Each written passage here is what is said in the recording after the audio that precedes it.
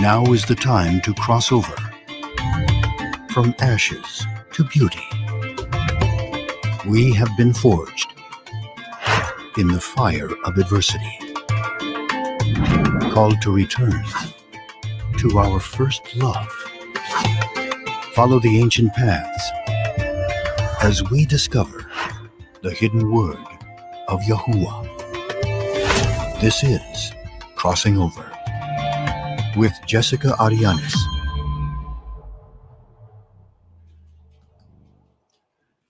Good evening and welcome to Crossing Over, the Sunday edition.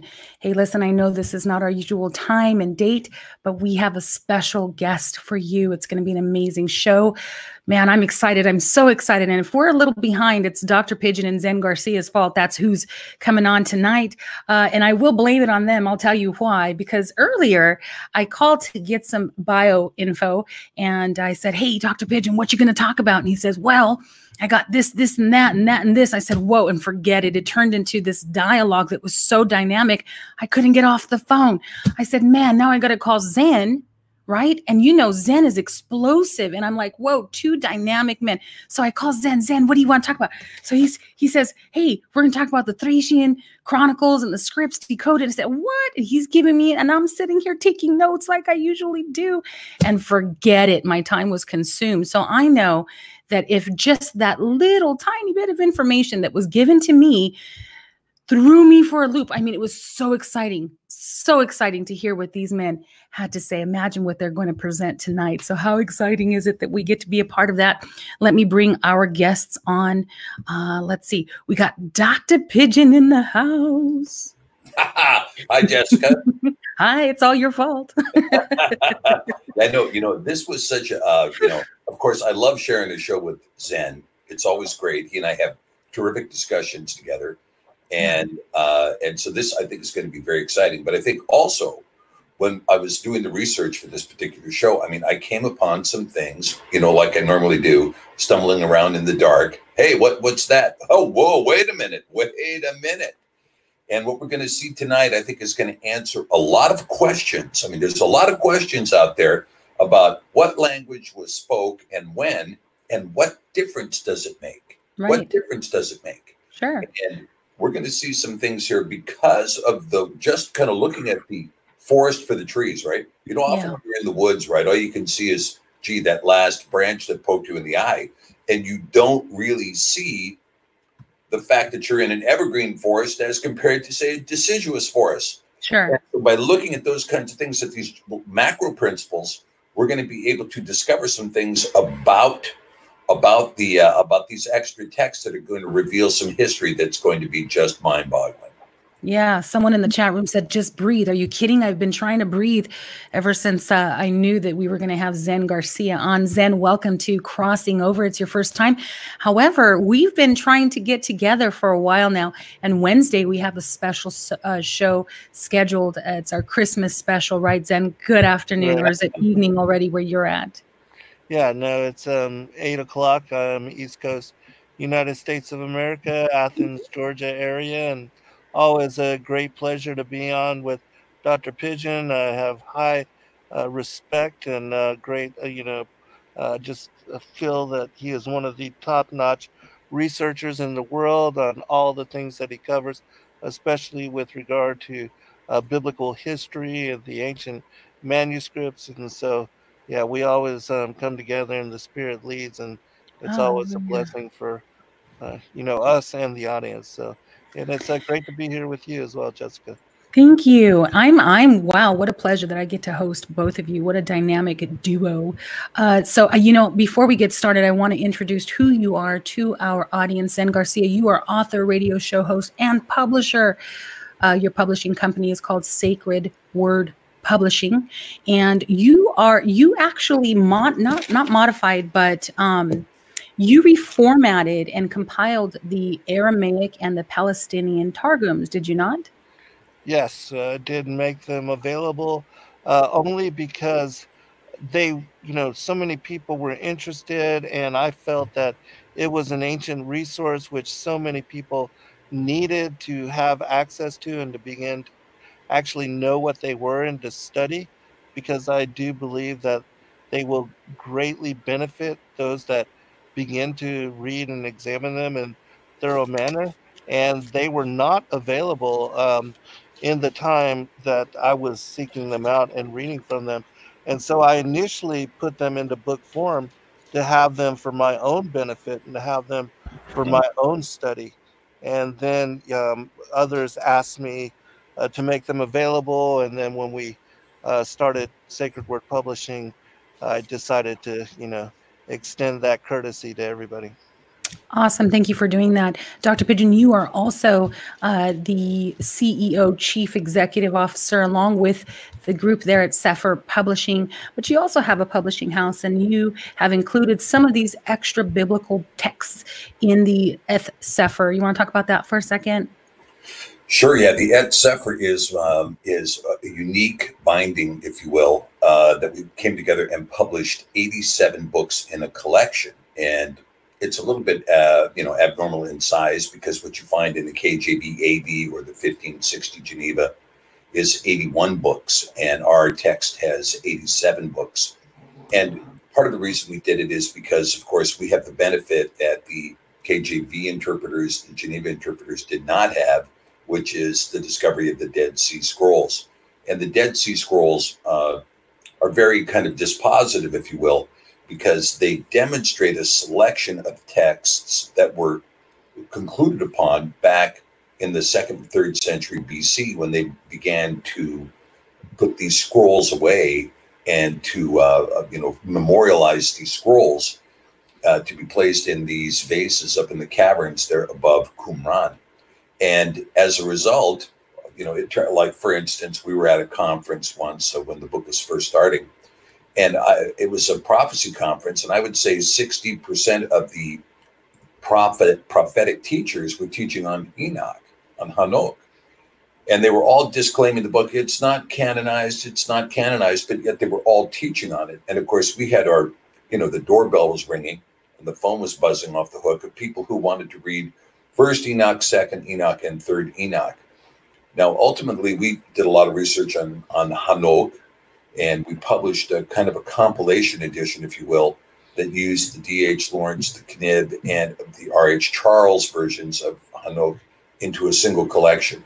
And even then, I think the D.H. Lawrence was the closest to the Ethiopic text, from which we have the so-called original. But at any rate, we ended up adding these books that were found significantly in the Dead Sea Scrolls, and a few other prophetic books like 2nd Baruch, and of course, 3 and 4 Maccabees. And we also added additions to Esther and 3rd Ezra and 4th Ezra.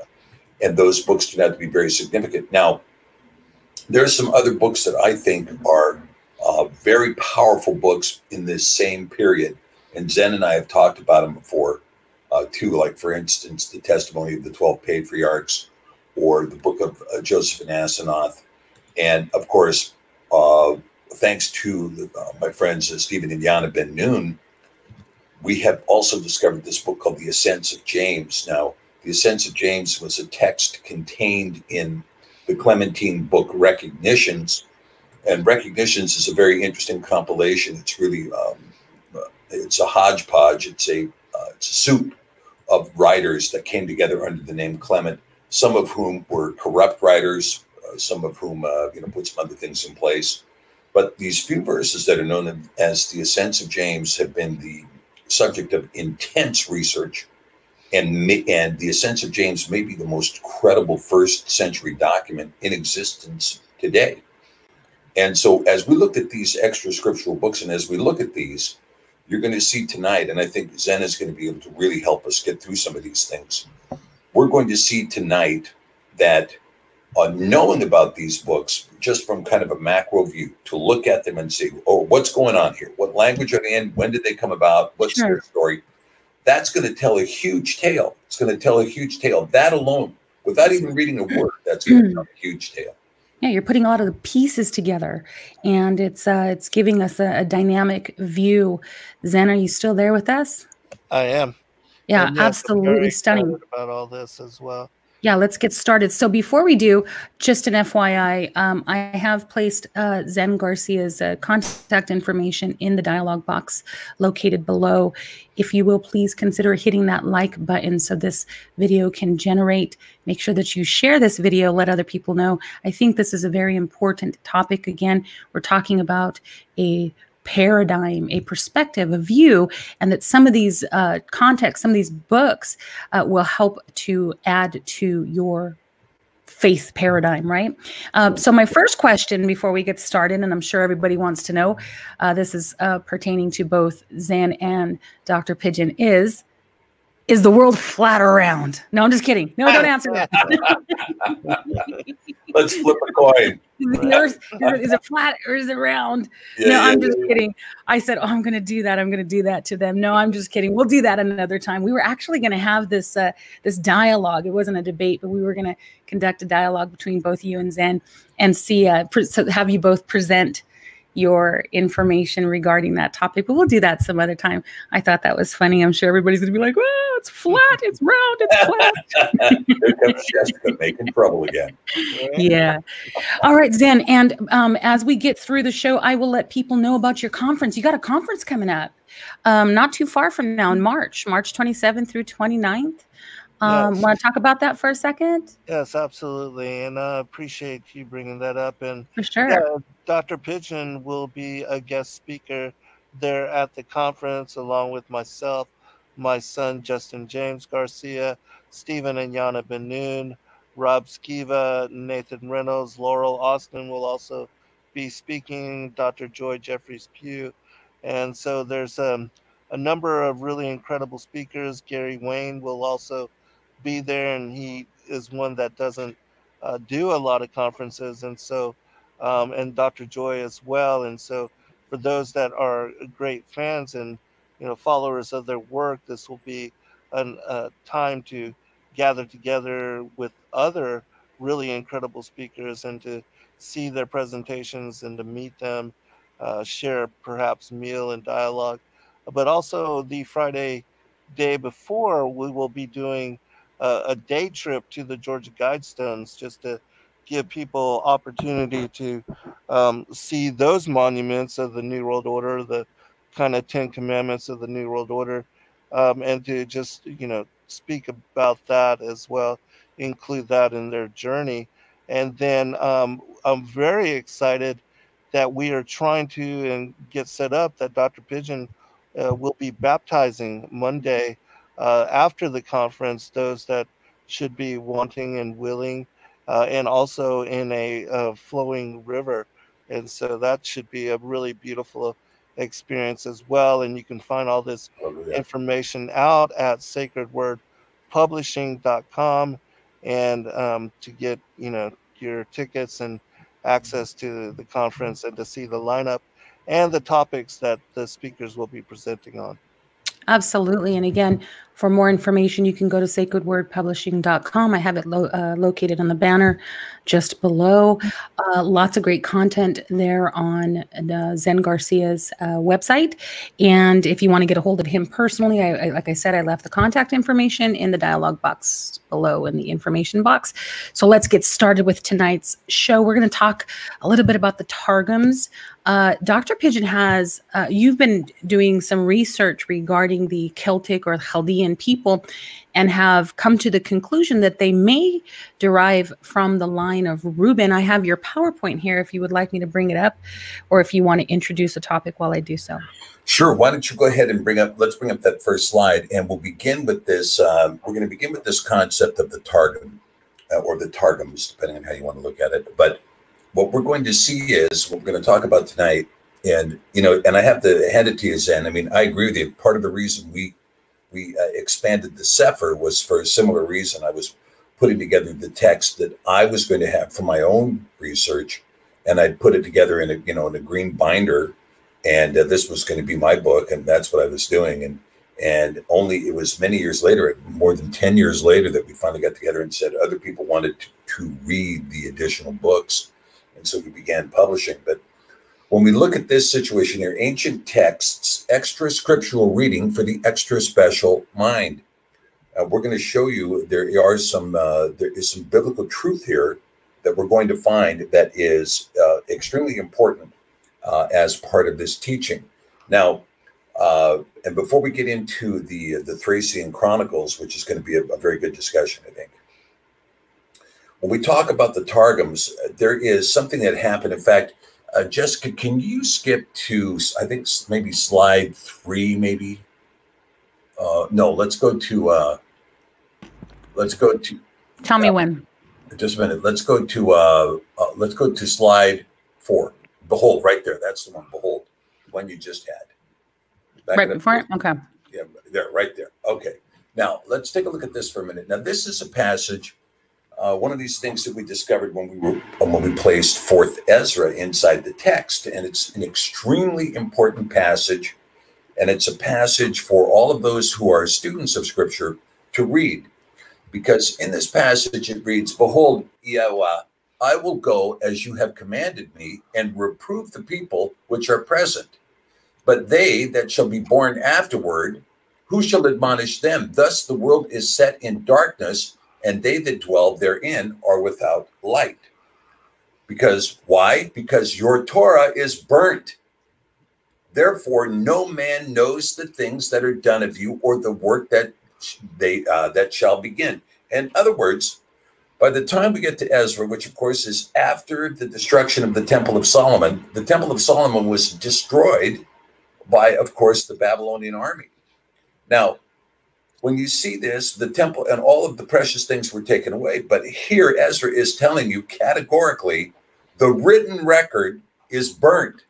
The written record is burnt. And, I'm the one who holds this knowledge, and I will go as you've commanded me, and I'll reprove the people which are present.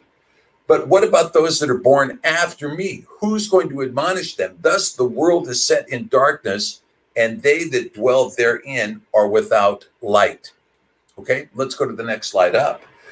Now here we see, but if I had found grace before you, send the Ruach HaKodesh into me, and I shall write all that has been done in the world since the beginning, which were written in your Torah, that men may find your path, that they which will live in the latter days may live. And he answered me, saying, Go your way, gather the people together, and say unto them, they that seek you, not for 40 days. Okay, next slide.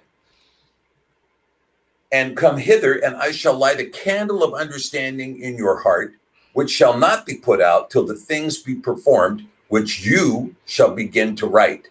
And when you have done, some things shall you publish, and some things shall you show secretly to the wise. Tomorrow, in this hour, shall you begin to write. Okay, and the next slide, I think it's an extremely important one. El Elyon gave understanding unto the 5 men, and they wrote the wonderful visions of the night that were told, which they knew not. And they sat 40 days, and they wrote in the day, and at night they ate bread. As for me, I spoke in the day, and I held not my tongue by night. And in 40 days they wrote 94 Sephrim. Okay, next slide. And it came to pass when the 40 days were filled that El Elyon spoke, saying, The first that you have written, publish openly, that the worthy and the unworthy may read it. But keep the 70 last, that you may deliver them only to such as be wise among the people. For in them is the spring of understanding, the fountain of wisdom, and the stream of knowledge. And I did so. So when we ask ourselves the question, why should we read extra scriptural texts?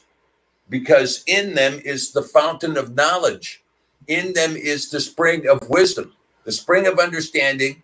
Where'd it go? I don't know. The last slide. The last slide. Which one? Okay. The very bottom one. One more. Yeah. For in them is the spring of understanding, the fountain of wisdom, and the stream of knowledge. Right? The spring of understanding, the fountain of wisdom, and the stream of knowledge. You know, in some of the books, like in your 66 book canon, you don't have the wisdom of Solomon. You don't have the wisdom of Sirach. You know, you don't have these teachings of Baruch. You don't have the teachings of 3 and 4 Ezra. They're missing. They're gone. They're not in your 66 book Bible. And so, you know, from my opinion, you're missing the spring of understanding, the fount of wisdom, and the stream of knowledge. Okay, now let's go back, Jessica, to slide 2, if you will. Slide 2. And when you get back there, you'll see here. Now, this is another interesting passage. One more. Slide 3, I'm sorry. More up. Okay, here we go. Now, this comes from Nehemiah. So they read in the Sefer, in the Torah of Elohim distinctly, and gave the sense and caused them to understand the reading. Now, what was going on here, what was being said here by Nehemiah, is something that's setting the stage for the Targums, okay? Because what had happened is you had this destruction of the Temple of Solomon, and with it, the Ivrit, the Hebrew word, the Torah in the Ivrit language. It wasn't the first time that the Ivrit language had died, and it certainly wouldn't be the last time that it died. This is a language that's died. Some scholars believe it's died 7 times. And so here, now you have something, and now I want to go into this for just a little bit before we get into the Targums, because you have a very interesting story that's set out in Scripture, and it's one that's worthy of note, because Abraham, you know, he had a brother. He had this brother Nahor, right? His father was Terach, and his father was an idol maker. But he had a brother named Nahor. And after Abraham left and he went into the land of promise, he left his brother Nahor behind. But Nahor was not an idle person. He had many sons by his wife, and then he had another 4 sons by his concubine. One of those sons was a son named Ma'achah, whom I believe is the father of the Ma'akabim, or the Maccabees, that they came from this tribe of Nahor under the name Ma'achah, the son of the concubine of Nahor. But Nahor, his house would become a very significant house. And when you look at the history, you say, well, what history? How do we know this history of this house of Nahor? Well, you can kind of see it in the Bible. If you look in Scripture, in the Tanakh, you can see it. If you look through there, you cipher through it and you rifle through it, you can find it.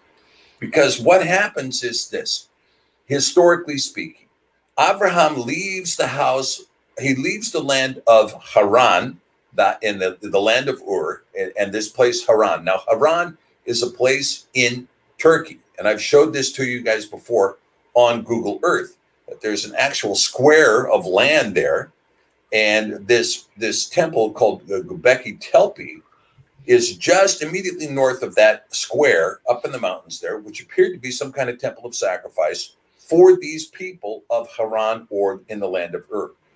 Now, these people that were in Haran, this house of Nahor, this house would get bigger and bigger and bigger and bigger and expand and expand and expand. And they became known as, in the Ivrit, they became known as the Kasdim. But you'll read them all day long in your English Bible, as the way it's pronounced in America anyway, as Chaldeans. But the correct pronunciation is not Chaldeans, rather, but Chaldeans, and it's really not Chaldeans, because in the Ivrit, it's Kasdim. However, these Kasdim swelled, became a large people, and then they would assimilate under this banner of Nineveh in the Assyrian Empire, claiming they were the sons of Ashur. Or now maybe they had joined with the sons of Ashur, but they were of the line of Arpachshad. But nonetheless, they joined with this house of Ashur. They become the Assyrian Empire, very dominant empire that would destroy the northern kingdom of Israel in around 722 BC and chase those people really out of the area. Then these people, one of their sons, Nebuchadnezzar, would take Nineveh, and then he would eventually build this city, Babel. And if you read in Scripture, it will tell you that Babylon was the excellence of the Kasdim, or the excellence of the Chaldeans. So Babylon, the city, even though we call it Babylon, and those were Babylonian people, they were really Kasdim. They were Chaldeans. They were the Kasdim. And so these Kasdim, they became very dominant in Babylon. Now, what was the language of the Kasdim? Well, the language of the Kasdim was Aramaic. It was Aramaic. Now, so what you see is the Sumerian record, the Sumerian manuscript in Sanskrit and so forth, would be replaced by this language, Aramaic. Aramaic would supersede the old Sumeric cuneiform. And so here comes Aramaic as the language of who? The Kasdim, the Chaldeans, the children of Nahor, the brother of Abraham. Right? Okay. Now, what happens is these, you have the house of Israel taken captive here in 586 BC, and they're taken into Babylon. And when they're taken into Babylon, when Ezra appears, he's teaching them the Torah. He's teaching them the Torah of Elohim, and he's interpreting it in Aramaic. He's telling them, well, this is what the Torah means. He would read it to them in Hebrew. It's like we do right now. We read it to you in English, right? Right. Oh, well, let's talk about what is meant in, the book of, Bereshith. We don't sit here and read it to you in Hebrew. I mean, you could get it in a synagogue, you could get it in Hebrew. But even if it was read in Hebrew, if you're in America, you're going to get the rabbi telling you what was said there in English. Right. He's going to tell you in English. Well, this is what happened with Ezra. He was teaching the Torah. He was teaching these words. He was teaching what was in the script, but he had to teach it in Aramaic. So this passage in Nehemiah is very clear. Well, it's not very clear, but where it says, so he read the Sefer in the Torah of Elohim distinctly. Now, what would be better said there is, so they read in the Sefer the Torah of Elohim, and interpreting it, it gave sense to what was being said, and he caused them to understand the reading because he was giving it to them in Aramaic. Makes sense. Right? Wow. Okay. Now, there was a key word that you used, and I want to ask this of both of you, Zen and Dr. Pigeon, really quick. A key word, and you actually didn't use it, you were reading from it, and the key word was end times. So do you think that perhaps these documents, these texts were perhaps hidden from a particular generation so that it can be preserved for an end time? Could it be that this is that hidden manna preserved for the end times in order to help us endure? And, because I don't know if we could continue to endure on the manna that we've been given in the past. It had become a little stale, to say the least. But could it be that these texts were hidden on purpose, that Yahuwah allowed them to be veiled? Zen?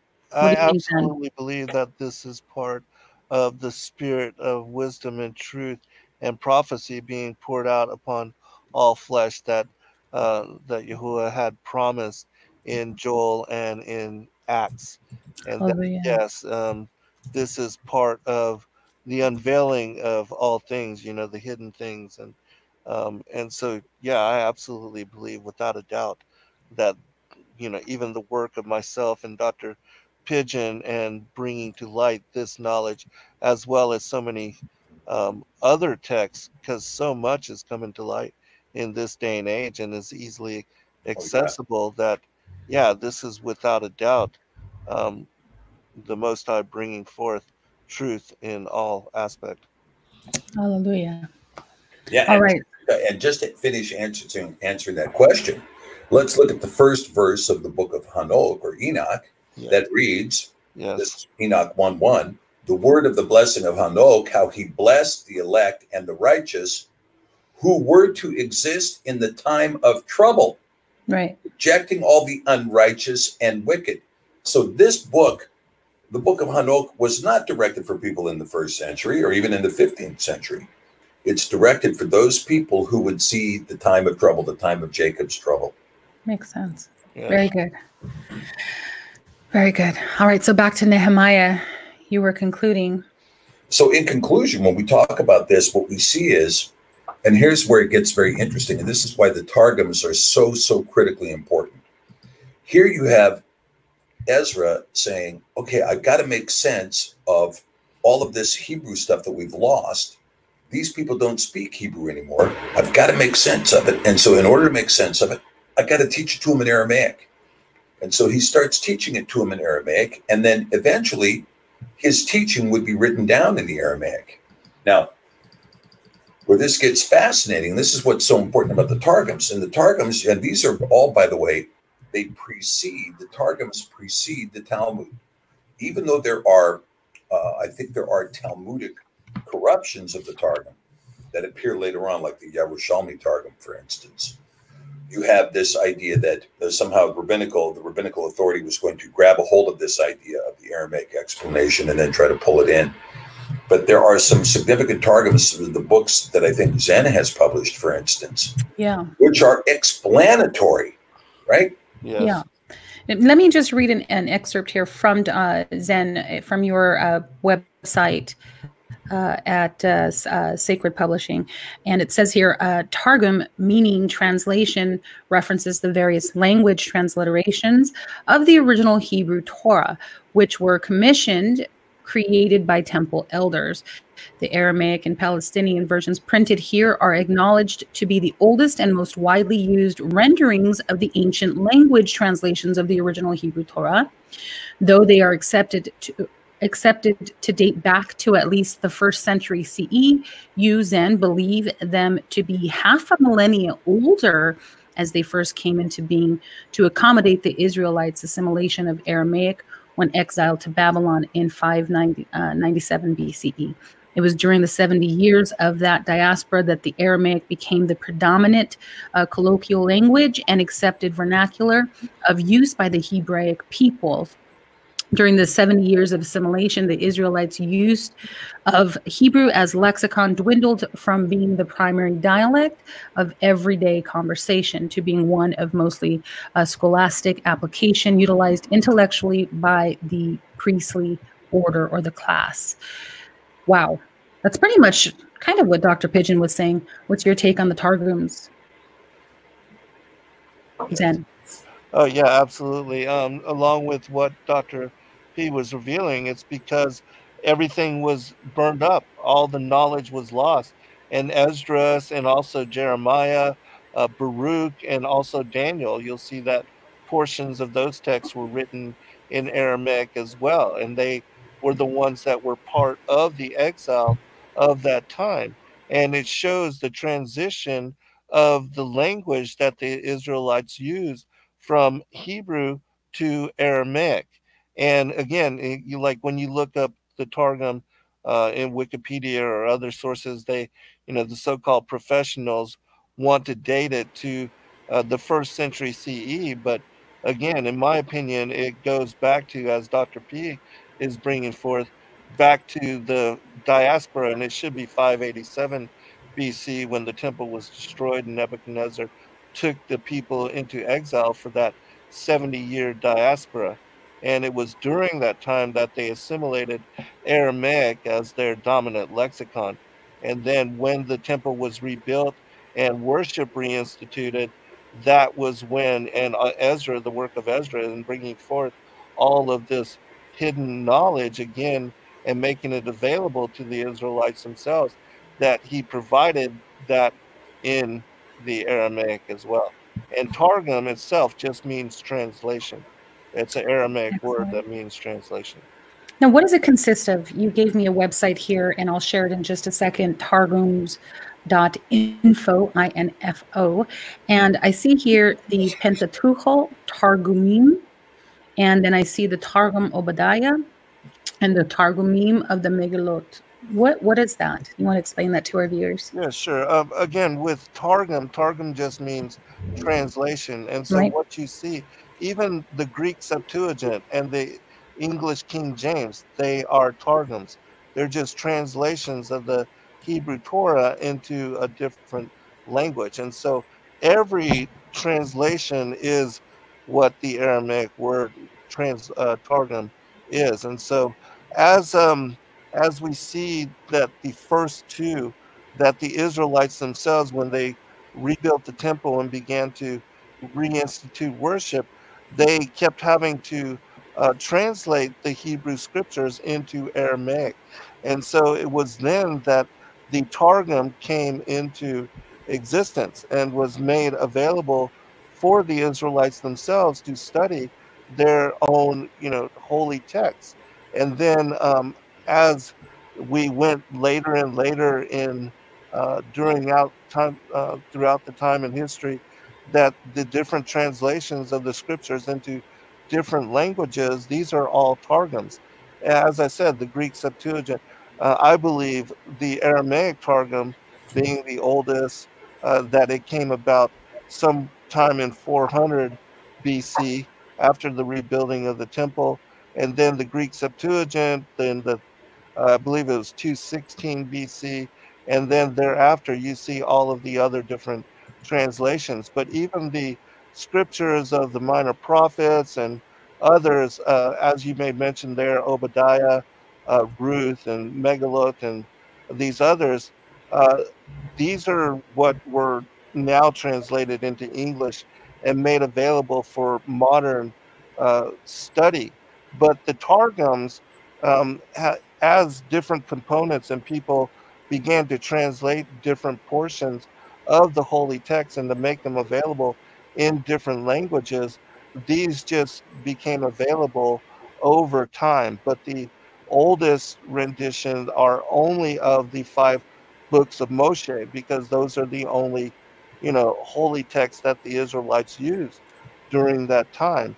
Makes And then sense. we have the additions of, Daniel and all the other prophets and the minor prophets over time and age. And, as people made these translations into different languages, these also became available to different individuals and populations for their own study. And we see that Targums are being made even in this day and age, because as the gospel is preached all to the ends of the world, these different populations that don't have the scripture in their own language, these Targums are being compiled and made available. And so, Awesome. And just to clarify that question, so there are 2 major interpretations. One of them is the Targum Onkelos, and the Targum Jonathan. So for those who are not familiar with the Targums, I just wanted to make that clear. You have the Navim, which is the prophets, and then you have the Torah, which would be the written laws or the edicts of Yahuwah. So both you gentlemen, I don't know too much about the refutations, but is there any refute regarding the authenticity of the Targums, and what's some of the differences? Why is it necessary to even include the Targums in our studies? I mean, what's profound in the Targums, aside from it just simply supporting what we are already convinced of? Well, Who wants to take that one? I would share this. I mean, I think this, that when you talk about the Torah, there is a Samaritan Pentateuch, and the Samaritan Pentateuch is worthy of reading, and particularly in, comparing it with the Masoretic Pentateuch. And so when people say, well, you can't add to or take away from the Torah, are we certain what is in the Torah? And so we look at this kind of information, we say, well, the Torah said this, or the Torah said that, particularly with specificity. Then we have to look at some of the other languages. We have to look at some of the other ancient texts, and the fact that we have an idea what the thing read, or what it meant at that time, compared to what somebody else who was living at that time wrote about it meaning. And this is where the Targum becomes so important, because I think we do have evidence, Zen, when we look at that passage out of Nehemiah. I think that passage in Nehemiah does show that Ezra was in fact translating, was in fact, trying to bring the message of what was found in the Hebrew, in the ancient Hebrew, and he was doing so by teaching in the Aramaic, even as he began to scribe later, and to restore the Hebrew. And so I think you're right. I think you're dead right about its dating. You're somewhere between 400 and 500 BC, and the historians, most historians. When I was talking with Ross, in Wales, we were talking about archaeologists being absolutely the worst historians on earth. And I think L.A. Marzulli will agree with that.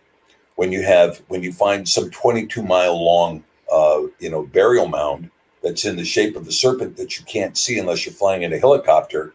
And the archaeologists are saying, yeah, these guys created this by using a 3-pronged wooden branch and scraping it onto some piece of leather. I mean, it just begs the question what their minds are thinking when they come up with this stuff. But so I don't have a lot of faith in what a lot of the modern historians, particularly secularists, have to say about the dating on some of these manuscripts. But why is it so important to be able to look at these things? Because when you see a very subtle nuance in the Torah, and you might see a discrepancy in the Samaritan Pentateuch, then you're going to want to ask yourself the question, well, what does that mean? Now, let me give you one example, and I'm going to turn it back to Zen. Zen and I talked about this on a show on his channel a few months back. We were talking about the Teraphim, and when you're reading a 66 book canon, you get the word Teraphim. I don't know, it's a couple of times in the text, and you have no idea what it is. For all you know, it could be a cherubim or a seraphim, but it really isn't. A Teraphim gets specific definition in the Targum, and it also has a specific definition in the book of Jasher, which, by the way, interestingly enough, comports with the Targum. And and what that tells us is it was a talking head. It was somebody's head, it was a shrunken head that was taken as a treasure, and that's what they were using for idolatry. Now, when you get in, now here's the criticism. Let's get into the criticism. The criticism has to do, I think, the primary criticism has to do with the nature of the Aramaic language. And the Aramaic language tends to be pretty flexible, like even more flexible than the Greek or the Hebrew. It's like English has a great deal of flexibility. You put one word out there, well, it could mean a lot of things. And it's the same thing in the Aramaic. There's a lot of flexibility in their pronouns and in their proper nouns and so forth. And so because of that, you get this, the translating license, shall we say, a bit broader. Zen, what's your take on that? Well, when it comes to being able to read the Hebrew and the Aramaic, that is an ability I wish that I had. And I, give great respect for individuals like yourself, Dr. P, that do understand those kind of nuances. But myself, do not have the capability. And so, I would defer to you with regard to some of that. But again, with examining them, the reason why I believe people should study and to examine, it's like, the whole telephone game of the further you get away from the original source and the original truth, the more things are altered and changed. And I believe that reading the English translation of the Aramaic Targum, which was made available to us by J.W. Etheridge in 1862, that it helps us to get back closer to the original source, and that, of course, utilizing discernment, but in reading and studying from this rendition, that we find great in detail and elaboration on much of what is available in the King James. And I'm meaning like every passage and every chapter and every verse, and so many things which are ambiguous to us with regard to the stories of the biblical narrative and the lives of the ancient patriarchs are clarified in great detail, again, within the Targum manuscripts. It's like, reading when you study the legends of the patriarchs and the prophets, or the legends of the Jews, the traditions of the Jews, these ancient books like, even Jasher and Jubilees, which also provide a greater detail on some of the different biblical stories that, again, studying this, what I believe to be the most ancient translation of the Hebrew Torah into a different language, and that being Aramaic, which was the language that the Israelites were utilizing during the time that Christ walked here upon the earth. I mean, in my opinion, you can't get closer to the original source, because as Ezra revealed to us, the original Hebrew and the original scrolls and manuscripts were destroyed with the temple during the destruction of 587 BC. And so examining these manuscripts with at least you get, another source, and a very ancient source to consider when studying and reading alongside the modern English and also the Greek Septuagint. So it acts as a comparison, and Yeah, it helps like us parallel study. Yeah, parallel study, right. It helps us to compare and to contrast in order to enhance our studies. I think that's absolutely necessary. So what are some of the differences that you find regarding that translation and the translations that we have available to us today? I mean, Dr. Pigeon, you were going to give me some quotes. Unfortunately, I don't have them, but some very important elements that are located in the Targums are found only in the Targums that you cannot find in modern translations. Well, I was just sharing with you the story on the teraphim, and the Talk to me. teraphim is very interesting because let's talk about the teraphim for just a Let's do it. minute. You have this very interesting story, right? Which is that you have Yaakov who is going to leave, and he's leaving Laban because he's fed up with working for the guy, right? He worked 7 years to marry Rachel or Raquel, and he ends up marrying Leah, who turned out to be a fabulous wife and mother. And he has to work another 7 years to marry Raquel, which he does. And then he does another 6 years. So he's there a total of 20 years working for Laban, building his crops and building his herds and so forth. Laban becomes very wealthy. In fact, the passage says that he was blessed because Yaakov was there working. But at one night, Yaakov says, that's it, we're out of here. We're going, we're leaving. And so he packs up his 2 wives, his 2 concubines, all their children, and they leave.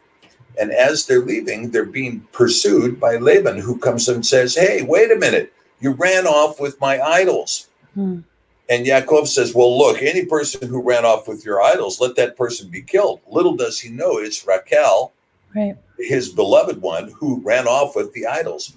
And the only thing that protected her was the fact that she had the idols stored in her camel furniture, the saddle that sat on top of the camel. She had them stored in there, and she wasn't going to get off the camel. So what happens is she manages to keep the idols. But Laban tells her, I believe this is in the Targum, he relates that it was one of those heads that told him that she was the one that ran off the other idols. And so only in the Targum, with the exception of the book of Jasher, do you get this discussion about who these teraphim are. That you would behead your enemy, and then you keep the head. We talked about this before, about talking heads being named after this, that they would keep the head and they would use the head as an idol. They'd put the head up in their tent, wherever, and they would talk to it.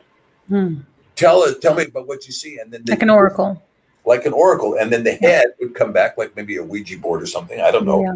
But the head would come back and say something to them. And then they would get a prophecy from these talking heads. Now, these teraphims, there is no instruction in the Torah to behead your enemy, right? It says, you're supposed to burn or hang or stone, but there's no beheading. And yet you have this practice of beheading. You have these idols that are showing up from beheaded people. And what does David do with Goliath, right? Yeah. He beheads him and he takes the skull with him. Goliath of Gath, ends up being Golgotha in the New Testament. Golgotha, the place of the skull where the site of the crucifixion was. That's one example. Zen, I know you've got many, many more. Yes. Well, the first thing I want to make mention of is a book that my son just released as well. It's called The Word of the Lord, a comparative analysis of the hidden Memra. And the Memra is a word that is used in the Targum, and it's an allusion to Christ as being the Logos, the Word of the Lord God. And we see that in the Targum translation. And in this book that he just released, that there is in just the first 5 books of Moshe, the Pentateuch, there are 216 allusions to the word of the Lord found in the scriptures of these first 5 books. And yet when you study and look at and keyword search for the word of the Lord or anything to do with the word in the King James Version of the Bible, you have only 11 such renditions. And so somehow in translation 211 times or 206 times, you have disappearing the reference to the word of the Lord and to his interaction with the early patriarchs and his basically establishing and bringing forth Israel as a nation of prophets. And there are so many critical occurrences of the word of the Lord, even being in the garden and with Adam and Eve. I mean, so much. And yet all of this is hidden and misinterpreted, mistranslated, and misconstrued. In my opinion, it is because those that did do the later translations, they are trying to hide the fact that Christ is found mentioned all over the place within the early books of the Torah, and that he had uh, his presence with the lives of the early patriarchs is very deeply profound. And so, again, it's another one of those things of um, like the book of Enoch, because it contains the messianic prophecies of the Son of Man and him being the elect one, that so many try to declare that it was written after the coming of Christ in the flesh, and that they were not messianic, when it's clear, being found part of the Dead Sea Scrolls, and that they were confirmed to be earlier, and that they are in fact messianic in nature. And the Targum are also similar.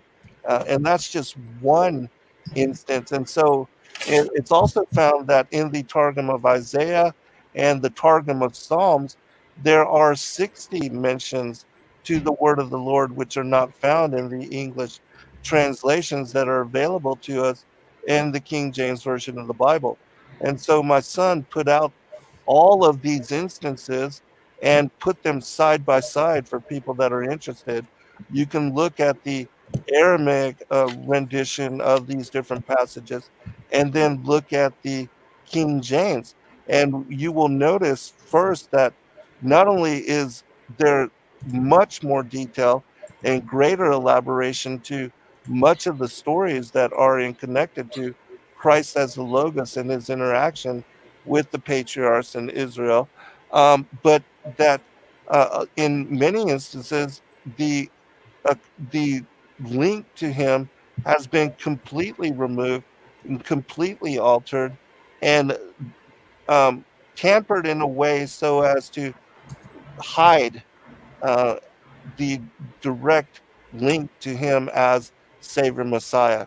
And so, if it was just a few times that this kind of occurrence had happened, you could consider it possibly accidental. But the fact that you have this being done numerous, over 200 times, is, in my opinion, absolutely showing that they are trying to hide the connections of Christ as the Logos to, the early lives and the early interaction with the Torah, and the fact that Moshe and Abraham and Isaac and Jacob and all of them refer to the word of the Lord as their helper, and that even the covenant with Abraham was made in the name of the word of the Lord. So many things like that. But you want to comment? Well, I have I pulled up Justin's book here on your website. So for those of you who are interested and would like to have access to this book, you can find it on sacredwordpublishing.com. This is written by Justin Garcia. That's Zen's son. And here's just a basic synopsis of what it is. But as Zen went ahead and described its contents, you can determine for yourself. What's interesting is that I find that the Targums sort of have a lean towards a personification of who Yahusha is. And you mentioned something, Zen, about sort of veiling aspects of who Yahusha is. And Dr. Pigeon has talked many times about the Roman Reich and how their order is that they would usurp that position and declare themselves to be gods on earth. And so we see that some of the contents of scripture has been skewed in order to depict a personification that is not accurate. For example, today we have a concept of who Jesus is, and in this particular concept or personification is one in which this Jesus is somewhat rebellious to the Torah, or the laws of Yahuwah, has done away with them, has proclaimed that grace is superior to obedience. There seems to be a lot of confusion about this, and we see that division and that line of demarcation actually present between those who adhere to and have come to the conclusion that the Torah is for us today, and then those who have determined that the Torah, in fact, is evil, and those who come under its submission are in bondage or have returned to bondage. And so we see that division taking place even today. That's right. That demarcation, right? And so I think a lot of that has to do, like you said, with the interpretation and the language depicting a personification of the Messiah himself. And so returning to these ancient texts, or Dr. Pigeon had mentioned the other night, the ancient paths, right? He had talked about the Celtic people and this revival that will take place, but this revival will be to return to those things which were once hidden, the ancient paths. And so here we find on the path these ancient texts that may have been reserved for us in these latter days in order to get a better perspective of who our Messiah is. And according to the Targums, we see a Mashiach, or a Messiah, who is obedient to and even encourages, as Dr. P, you mentioned in that quote there by Ezra, that we are to adhere to and be obedient, for obedience is much better than sacrifice. But we see those things again being reiterated and even supporting what we're doing today, because it's monumental what's happening. This is a shift in not only paradigm, but it's a major shift. No, this is a major shift, Jessica. And I mean, I don't want to, blow this shofar too loud, if you know what I mean. But I can tell you that this is a significant shift. When we had, what took place with the Protestant Reformation with Martin Luther, around 1500, and what took place with the, people protesting the Catholic Church, that was the Reformation. Now, what this era is now is the Restoration. It's the Restoration. And this restoration is such a big deal because, look, we're at the precipice of death. Okay, we are at the precipice of death because of people who have failed, because the truth has been disguised, because the truth has been buried, because wicked men have used what they could in order to obtain power over other people, instead of allowing the word to speak for itself. And millions, hundreds of millions have been killed and slaughtered behind these quests for power, right? Now, for the first time, because of this information explosion that's going on, the rest of the story is being told. And because the rest of the story is being told, we are seeing a paradigm shift. It's a paradigmatic shift. It's of massive proportion. It is the restoration. I want to say this because I know we have a lot of friends in Europe and in the UK who are almost all in bed right now, right? It's only 3 or 4 in the morning over there, right? Tomorrow. Right, it's tomorrow. Later on today. But when they catch the video, maybe tomorrow evening, I just want to share this with them. There is very good news coming, and I know a lot of the Europeans are saying, what are we going to do? I mean, we've lost to Islam. We've lost to the darkness. We've lost to the Mashiach deniers. We've lost everything. We've lost our culture. We've lost all of the things of civilization, all of these parameters that have been pushed out over the last 500 years as a result of breaking somewhat the leash with Rome. Well, now the rest of the leash has to be shed. It has to be shed. And part of what's shedding this is these extra scriptural books, because we're seeing it just like this book that Justin wrote.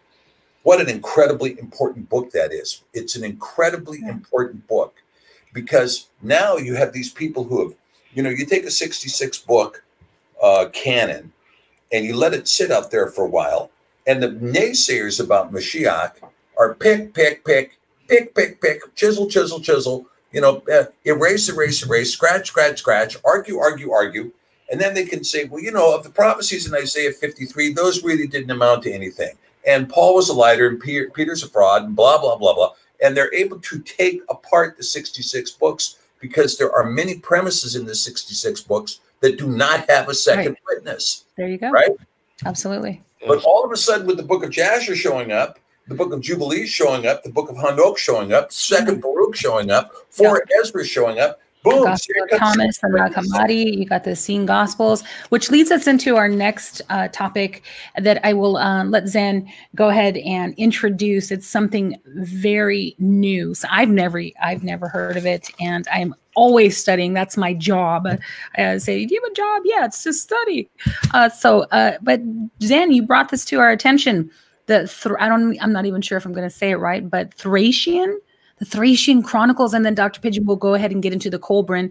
Again, two very interesting texts that we are going to examine tonight and see why these will add to.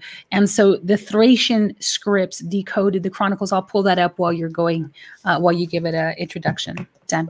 Actually, before we do that, I just want to share a couple of particular instances as to what I was alluding to and to provide a few specific passages. And I wanted to bring up one other thing with regard to the variation in the Targum for people to have consideration. First, in allusion to the word of the Lord, I'll just share a couple of instances here. And like I said, there are 216 found in the Aramaic Targum, which I do encourage people to read and study in fullness, and to please get the book that Justin put out, because I do believe it to be a profound work, and one that, especially for disciples of Christ, will strengthen your faith in a way that the few other books would really be able to do. I'll pull it back up here while you're doing that. Go ahead. Okay, and so it says, and the word of the Lord created man in his likeness. In the likeness of the presence of the Lord, he created him. The male and his yokefellow, he created them. In the image of the Lord, he created him with 248 members, with 365 nerves, and overlaid them with skin, and filled it with flesh and blood, and male and female in their bodies, he created them. So, this again, Genesis 1:26 allusion, and it says that the word of the Lord is he that, created these pre-Adamites. And so that's just one instance. Another. And a garden from the Eden of the just was planted by the word of the Lord God before the creation of the world. And he made there to dwell the man when he had created him. And the Lord God made to grow from the ground every tree that was desirable to behold and good to eat, and the tree of life in the midst of the garden, whose height was a journey of 500 years, and the tree of whose fruit they who ate would distinguish between good and evil. And so this is a reference to the word of the Lord, Christ creating paradise before the world was made, and then after he had created modern Adam and Eve, placed them there into paradise as well, and that's where they fell from. One last one for consideration. And they heard the voice of the word of the Lord God walking in the garden in the repose of the day. And Adam and his wife hid themselves from before the Lord God among the trees of the garden. And the Lord God called to Adam and said to him, is not all the world which I have made manifest before me, the darkness as the light? And how hast thou thought in thine heart to hide from before me? The place where thou art concealed, do I not see? Where are the commandments that I commanded thee? And so, here we see that God knows where they are because he's omnipotent, omnipresence. And, it's the word of the Lord walking with the Father in the garden in the repose of the day. And, he calls forth and tells them to come out of their hiding places. Whereas in the King James, you get a sense that he's calling for them, but doesn't know where they are. And so it doesn't show that omnipotence and the, as far as him being omnipresent as well. Now I don't have this passage before me, but I do know it by heart, and I'll bring up one other thing. But in Isaiah chapter 45, where it speaks about the Lord, and I'll actually pull this up afterwards too and read it in great detail, but where it says that God created the light and the darkness, and that he created good and evil, in the Targum, that is not what it says at all. And so many people allude to this passage and say, oh, well, this proves that God created evil as well. But what it says in the Targum is that God created light and darkness, and he created good and punishment for evil. And so that makes it completely different when you read and you examine the context of that particular passage. And I'll bring it up, but before I do, I want to go ahead and go to one other variation, which I believe is important. And it was one of the reasons why I began to write the book on the serpent seed. And it has to do with the King James chapter 3 through 5. And I'll just read a couple verses. What I'll pull it up for you. So what chapter and verse? King James chapter 3, King verse James? 15. Yeah, what's the book? Chapter 3. I don't know. King James. Genesis. Yeah, Genesis.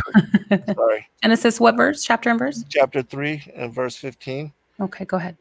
And where it says in the King James, and I will put enmity between thee and the woman, and between thy seed and her seed. It shall bruise thy head, and thou shalt bruise his heel. In the Targum it says, and I will put enmity between thee and the woman, and between the seed of thy son and the seed of her sons. And it shall be, when the sons of the woman keep the commandments of the law, they will be prepared to smite thee upon thy head. But when they forsake the commandments of the law, thou will be ready to wound them in their heel. And so specific, where it says between the seed of thy son and the seed of her sons, it's my opinion that God had already foreseen that the consequences of Adam and Eve and the serpent, for him tempting them to eat from the tree of the knowledge of good and evil, that she was already pregnant with what would be Cain, who was of the wicked one. And that's why he said here, between the seed of thy son, Cain, speaking to the serpent, and the seed of her sons.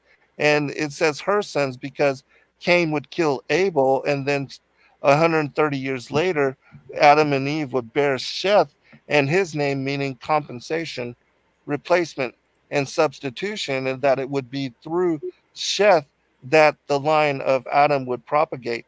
And Cain and his bloodline are found in Genesis chapter 4, separated from the children of Adam, which we get a greater sense of that here in, you can go to Genesis 4:1.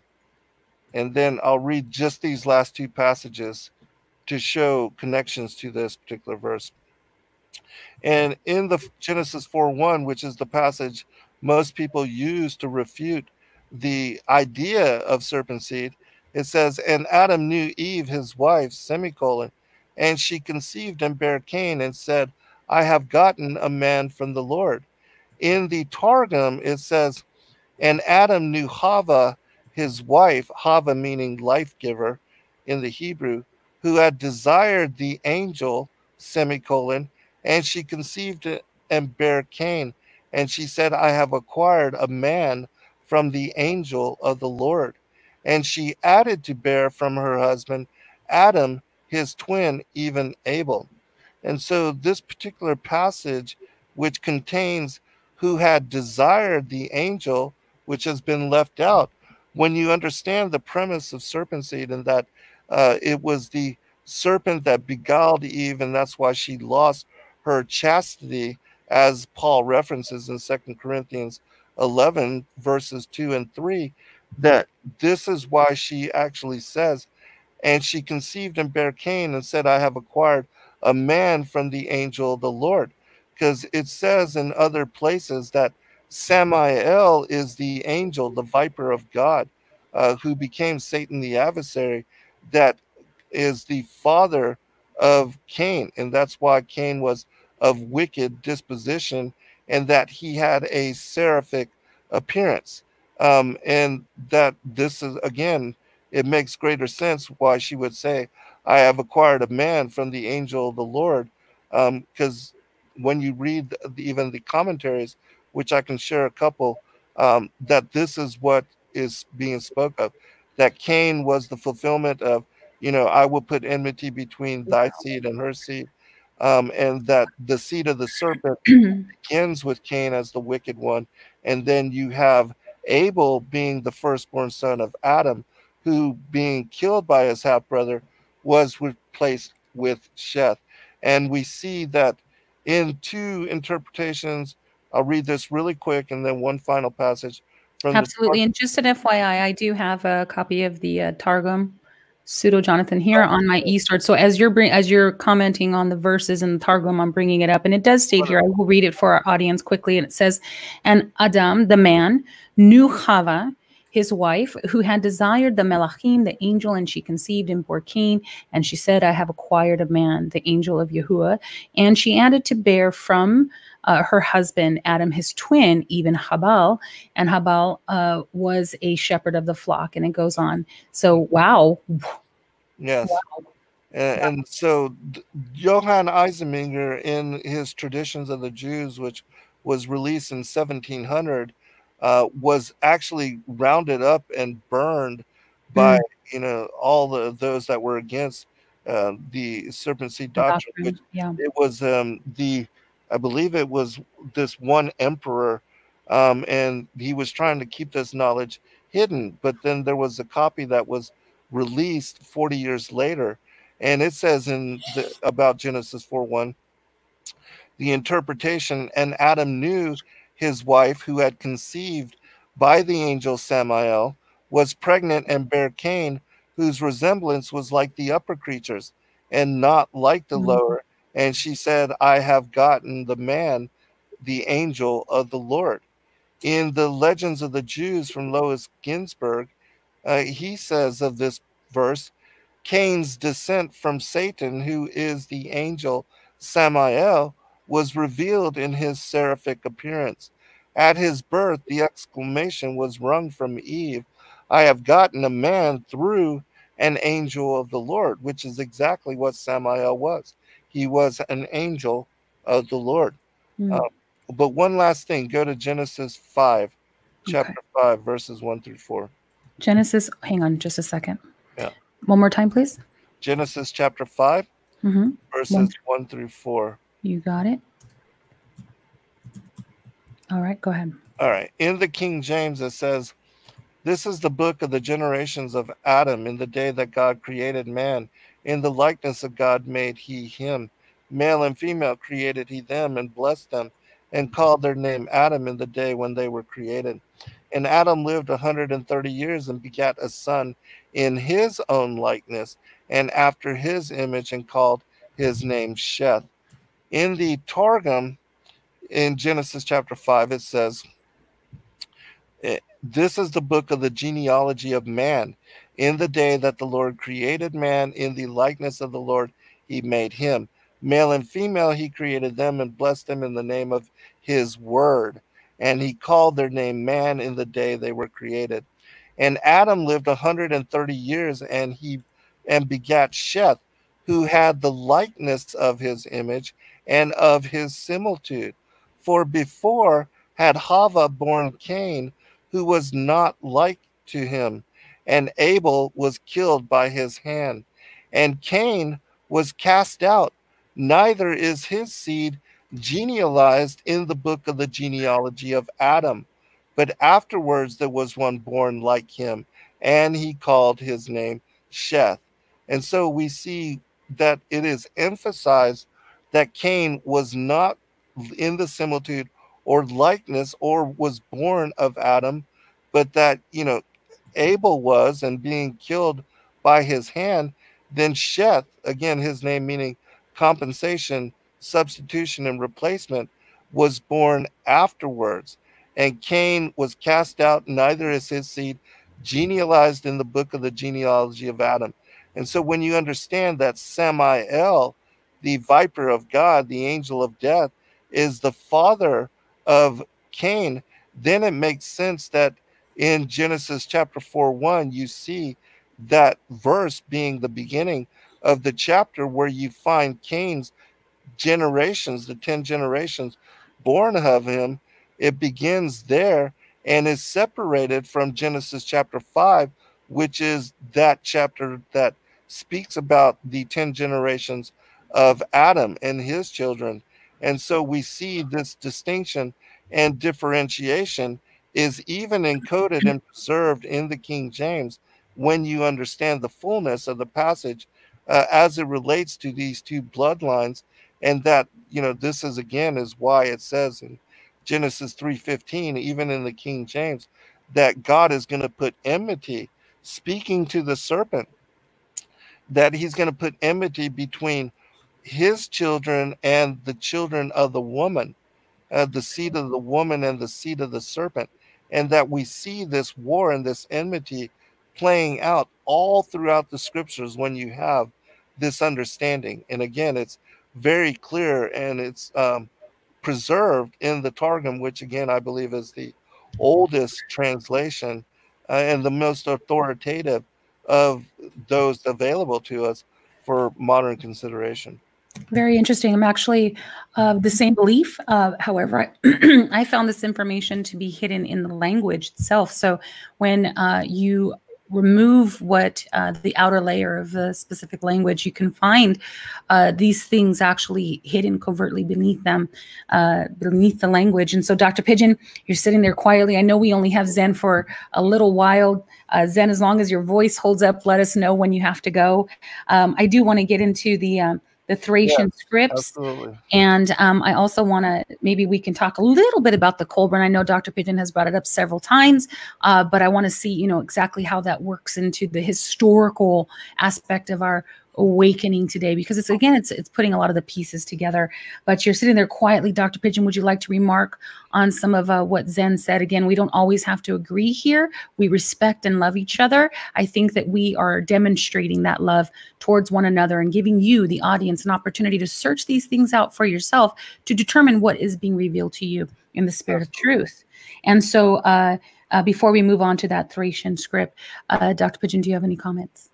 Yeah, I think what Zen is saying, you know, when you present the Targum, what you're presenting is you're presenting an explanation of what the authors of the Targum believed the scripture to say. And I think it's very important that the concept was that this was the concept. Now, we know there's some very interesting things out there, and I've had this discussion with other people too about the twins, right? You have a similar situation with Esau and Jacob.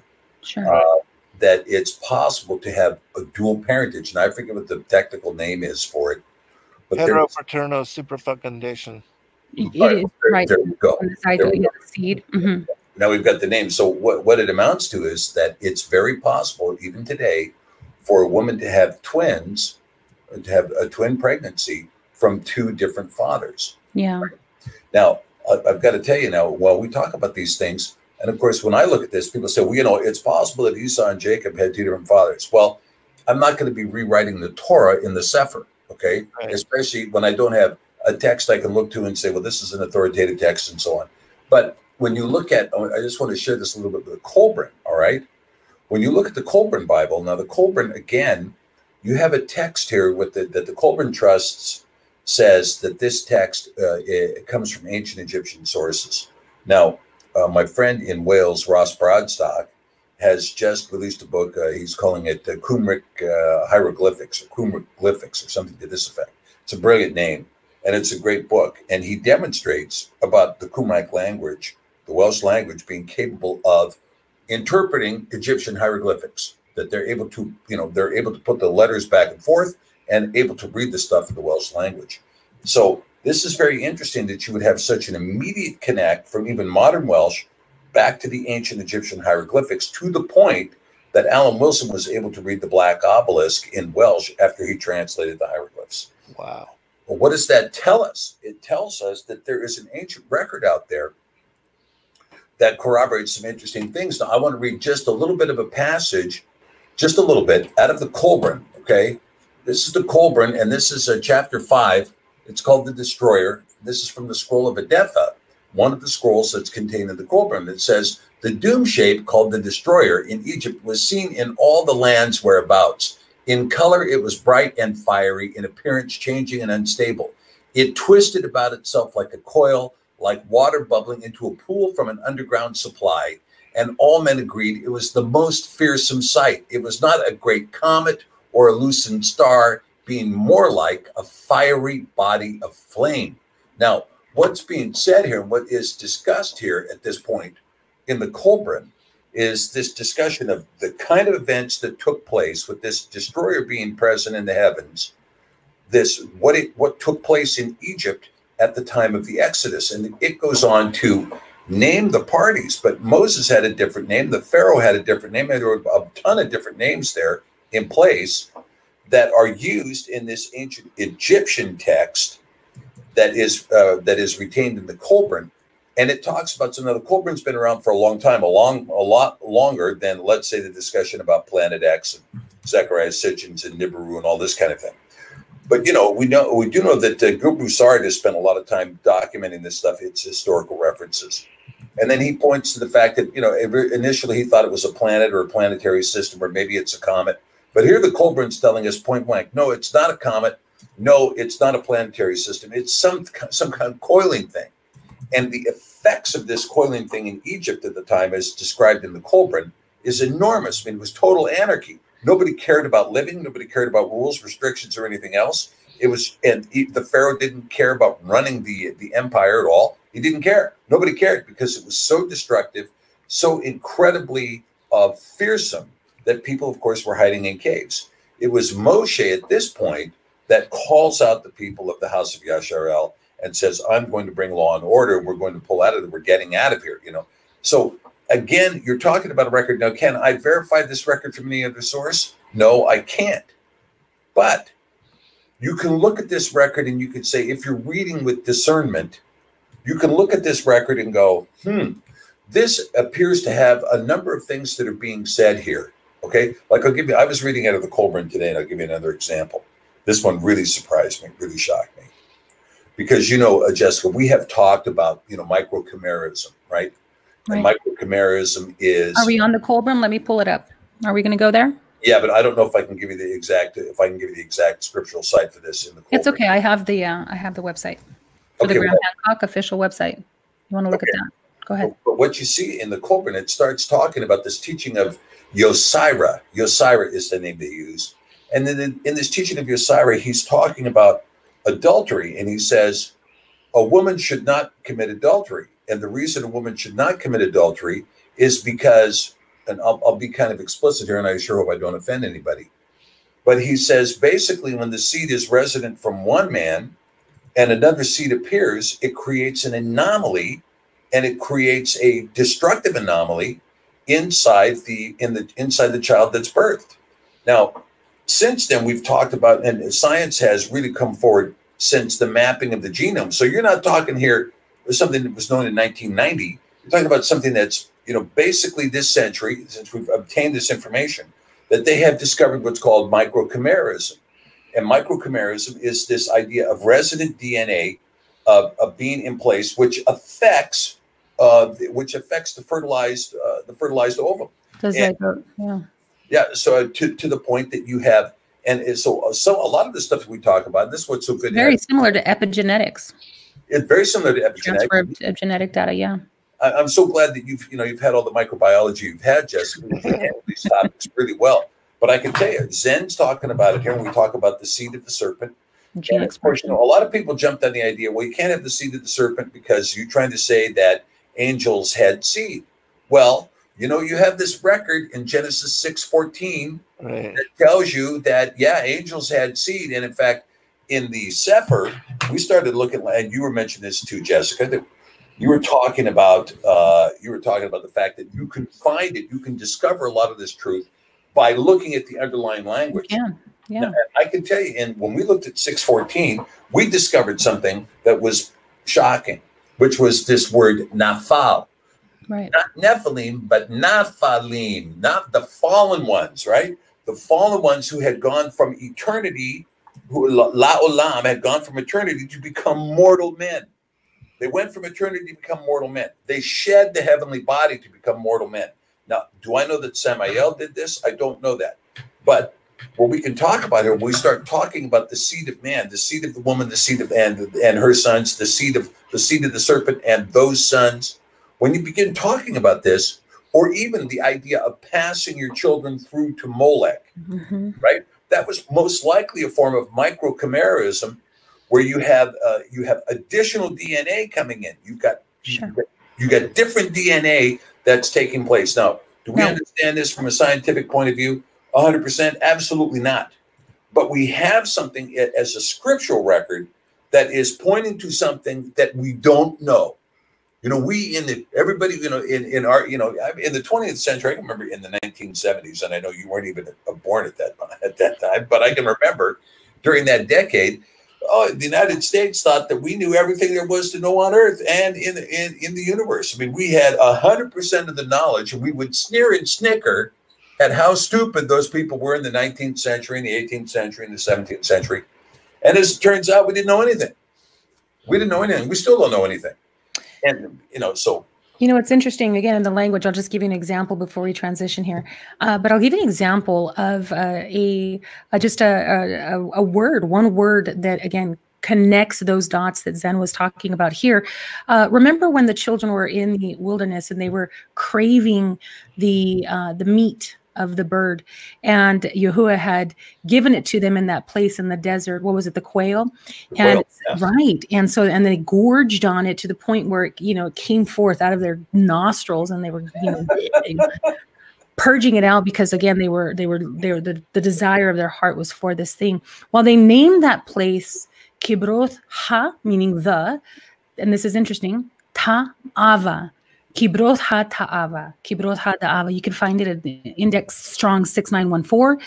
But what's interesting is we find in Genesis this word the ta'ava is also mentioned in regards to the interaction between the woman and the serpent. And there's so much between Genesis 3:6, what's actually happening here, and what Yahuwah says is pleasant to the eye. There's an anomaly there, actually. And I also teach this from, again, the language perspective. But it says here, and then when the woman saw that the tree was good for food and that it was pleasant to the eyes, and again, in the English translation, we see pleasant to the eyes, as though it was something to be, looked upon as lovely. But in the case here, this word pleasant is, guess what? Ta'ava. Now, the interpretation of this term, kibruth ha'atava, actually means this: the graves of desire, specifically intimate relationships, if you will. And I'm sure that you understand that type of longing. So here we see that being interpreted as something that is more intimated. Dr. Pigeon, specifically the lust of the eyes. But it does make a reference to and I'll go on here, the satisfaction or a charm, to be charmed by something, but to give into that desire that is to lust for, to covet, and to desire it from a different perspective than just simply it's pleasant to the eye. No, we get a different perspective here. And again, it's mentioned again in that verse where they're eating of the quail. So we see a lot of nuances that tie in through the language itself. So I think it's important, especially when Zen is talking about the Targums actually being an interpretation of scripture, right? An interpretation. And you're saying that you're showing us in the beginning, you were showing us how it could be related to the tribe of Reuben, right? And how Reuben, no, I didn't get into that, but we didn't get into that. Oh, goodness. To touch on it for just a minute, because sure, we did touch on the Kasdim, and we touched on the Chaldeans. Now, the Kasdim, this becomes so important because as the Aramaic language rises through this region, right? And we see that Maacah is the son of Nahor, a Kasdim, and that it's very likely that the Maccabim were of this tribe of Maacah, and so were in fact Kasdim. That means that the Hasmonean dynasty that would restore the nation of Judea, although they were restoring it as Judea, they were in fact Kasdim. They were Magi. They were the astrologers. They were of the house of Nahor. They were. And so we get this concept that Nahor was like, well, I kind of see where Abraham's coming from. And, I'm not going to get rid of all my idols, but, we're going to kind of follow this stuff. And so you get a lot of writing in the Babylonian literature, and you get a lot of discussion, and you see the Kasdim replace the Judeans. You see, oh, we're here. And even though we're Kasdim, we're going to ascribe to this literature, which is now in Aramaic, this Aramaic literature telling us about what the covenant is, telling us about what the Torah is, telling us about this. Why? Because it's our native language. Now, these same Kasdim would eventually form the Hittite Empire. The Hittite Empire would eventually move into Europe. And these Kasdim or Chaldeans would become known as Chaldees or Celtic people. The Celtic people who were in Central Europe as far as France, of these Chaldees, Kasdim of the Hittite Empire that had come out of Haran, right? As out of the land of Ur. So when we see this thing that these Kasdim were doing this, and that this is where they're coming from, and this is what happened at the time of the Hasmonean dynasty, right? Now we begin to see this entire influence that is going to take place. Now, one thing that happened during the destruction of the House of the Northern Kingdom, this happened around before 722 BC, was, of course, of this business of taking the 3 tribes that were to the east of the Jordan into captivity first. So there were 3 tribes that were to the east of the Jordan. There was Gad, right? Gad, a lot of people say, you know, if you're from London, Gad. But if you're from everywhere else in the world, Gad, the tribe of Reuben, and the tribe of Manasseh, or the half-tribe of Manasseh. The half-tribe of Manasseh, fearsome fighting tribe. They put them up there to block everybody else from coming down because they were so ferocious. But they were taken into captivity, and they were taken far out to the other side of the Caspian Sea. Get those guys out of here. The house of Reuben was not. The house of Reuben was only taken into what we call Iran now today. And the son of Reuben, the firstborn son of Reuben, was a son named Carmi. All right. And of course, Gad, what happens to Gad is taken up over the river Sabaton, which was we now call the whatever it is, the Bosphorus, that divides Europe and Asia. And they're actually up into Europe and would eventually come to populate Morocco and Sicily and etc. Anyway, that's another story. What we're interested in here is what happened to Reuben. So Reuben, it becomes identified as the son Carmi. Carmi goes and forms a town, a city that's still there in Iran today, called Carmi. And this town would become a fighting town. These guys were very interested in being warriors. Now, Hitler would come to look at these guys and say, this is our Aryan root. And this is why Persia became Iran, which, of course, in Persian language is Aryan, right? Aryan in Persian, Iran. And Hitler would look and say, this is our roots, we're Aryan. And he would point here to this area. But when he was talking about Aryan, what was he talking about? He was talking about Carmi. Well, Carmi, Josephus identifies the Carmanians, not as Carmanians, but Germanians. Germanians. Wow. And so what you see now, what you see going on in Europe right now, this is not to give Germans any grief, okay? But what you see going on in Europe, and it's been going on for a long time since we talked about the Roman Empire, right? We talked about the Roman Empire, the rise of Charlemagne, and how that was a Germanic empire that lasted for 1,000 years, the Second Reich, and that Hitler was intent upon creating the Third Reich to last for 1,000 years to allow who? The Germans to govern Europe as the Germans had governed Europe under the Holy Roman Empire created by Charlemagne, as the Germans had governed Europe under the Italian domination called the Roman Empire, right? So what do we get? Why? Because it is the house of Reuben. And the house of Reuben was the firstborn. Reuben was supposed to get the birthright. Yes. Wow. And he didn't get the birthright. The reason he didn't get the birthright is because he went up to his father's couch. Yeah. First Chronicles 5:1. Primogenitor, yeah. But the Germans have this in their soul. We have to, we're the oldest here. We have to dominate. We have to be the ones to control. And to this day, the EU is dominated, of course, by the Germans who want to have their culture. They want to have their say about what the society. Sure. They want their economy dominating. Yeah, it's a dominating force, like an older brother, older sister comes in. And, I'm the older brother. I'm telling you guys. I'm back. Give me my seat. That's my seat. Yeah. You know what I mean? Yeah, you know what I mean, right? And you see this throughout history, and it's interesting. We're going to get into this in another show. But Dr. Pidgeon, you're actually doing a lot of research regarding this particular topic, which I look forward to hosting. And so we'll talk about that a little bit more later down the line. And again, how it pertains to those who are actually occupying the land at this present time. And, we have heard stories. We're going to talk about that 13th tribe. And we've heard about the Khazarian Jews, the Khazarian Jews, and their, interpretation of Judaism, and maybe even the Rothschilds, and again, clarifying who's who and what's what in our time and date. And so, gosh, that's so exciting. What do you have to say about that, Zen? And what is this Thracian scripts? I don't want to let you go without you talking about this particular manuscript. Oh yeah, no. With regard to the 13 tribe and the Khazarians, and God, this is good stuff. we, in my opinion, again, even with the elites of being all one bloodline and having utilized the divine right to rule, in my opinion, it's connected to what we see revealed in Matthew 13, where Christ shared the parable of the sower and the kingdom and the tares of the field. And he said of the tares, that they are the children of the enemy, the wicked one. Serpents, and to allow both to grow together until the time of the end. And that at the time of the end, he would send his angels forth as reapers to gather the tares first for burning and the wheat for preservation. And so, in my opinion, even in this day and age, we are contending with this enmity that goes back to Cain and Abel and to the garden.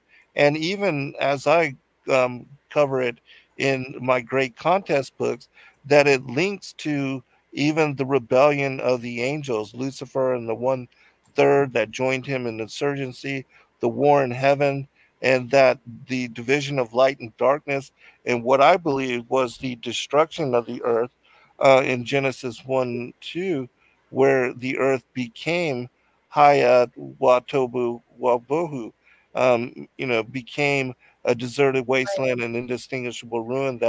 That war in heaven led to that destruction and the reformation that we see in Genesis 1:3 and onward. Hang on right there, Zen. Hang on. I had mentioned this to Dr. Pigeon, and we said, because we have so many topics we want to study, but I'm just going to bring it up. Please don't stone me. No one stone me. But listen, I, for a long time, have tried to study this fact out, or this matter out, based on that tohu vabohu. However, I come along, and there's a lot of impasses. However, I want to bring this topic up. The first Earth age. I mean, is it a thing? Is it a thing? Is it a thing? The first Earth age, the second Earth age. We got a third Earth age, perhaps being the millennia. But could it be possible that there is a first Earth age? And even mentioned in Jeremiah, when he talks about a city that existed prior to that which Adam occupied. Oof. You heard of this first Earth age? Oh yeah, I've heard of this. I've heard of this theory, and the language in Genesis 1 does not rule it out. It doesn't rule it out, and and of course, there's a fantastic book out there written by scientists called "In 6 Days." And there are a whole group of PhDs, 50 PhDs that wrote this book that believe that creation was 6 days long, exactly. And they set forth the reasons why they believe that. Now, I tend to ascribe to that view. However, a first Earth age? Yeah. But if you're talking about and I believe that there's also a pattern to Yah's timing. I think that there is a 6,000 year period from the creation of Adam, return of Mashiach, and that we're very close to the closing of those 6,000 years. Now, if there was something that was going on before Adam, before he breathed life into those nostrils, and that there was other life on earth and other things that happened, I mean, it's very possible. But it's also possible that the record we're seeing on earth today as the antediluvian record is being exposed, right? That's what's being exposed, the antediluvian record. And what we're seeing is what? Hieroglyphs of helicopters and submarines, ancient hieroglyphs of A-bombs and mushroom clouds and flying machines that toys that were found in these ancient places that are actual flying aircraft and so forth. Runways being found, for instance, in the Peruvian desert and so forth. I mean, all of that stuff gives rise to the notion that there was an extremely advanced civilization in the antediluvian period. It's very possible that, especially when you read in Hanok, that says the Watchers disclosed what they knew. Oof. So when they get here in the 7th generation, they're teaching mankind. We get Hanok saying, well, they taught this, they taught that, they taught this, but that's just kind of a generalized summary, right? This is what I can remember what they taught, but how much did they teach? Did they teach flying machines? Did they teach digital technology? Did they teach us? We know that they have a Babylonian battery. We know that the pyramids probably meant something entirely different. They look like chips. You have a bird's eye view. You know, it seems like these entities were always trying to kickstart something. And even with Yahusha, many times they tried to capture him, and Yahusha would say, hey, it's not my time, right? They were always trying to kickstart something. But Zen, I'm sorry to sidetrack you there, but you can continue with your presentation there. First Earth Age, what do you think about that? Oh, absolutely. In my opinion, the language clearly denotes, and as well as the study of the extra biblical text, even in Isaiah chapter 45, he reveals that God created the earth perfect. In Second Esdras, it also speaks about Excellent. and that um, why then would you see in Genesis 1:2, looking at the Hebrew, that Right. all of a sudden the earth becomes a deserted wasteland and an indistinguishable ruin? And Yeah. that word ruin implies something consequentially happening that led to it becoming in that state.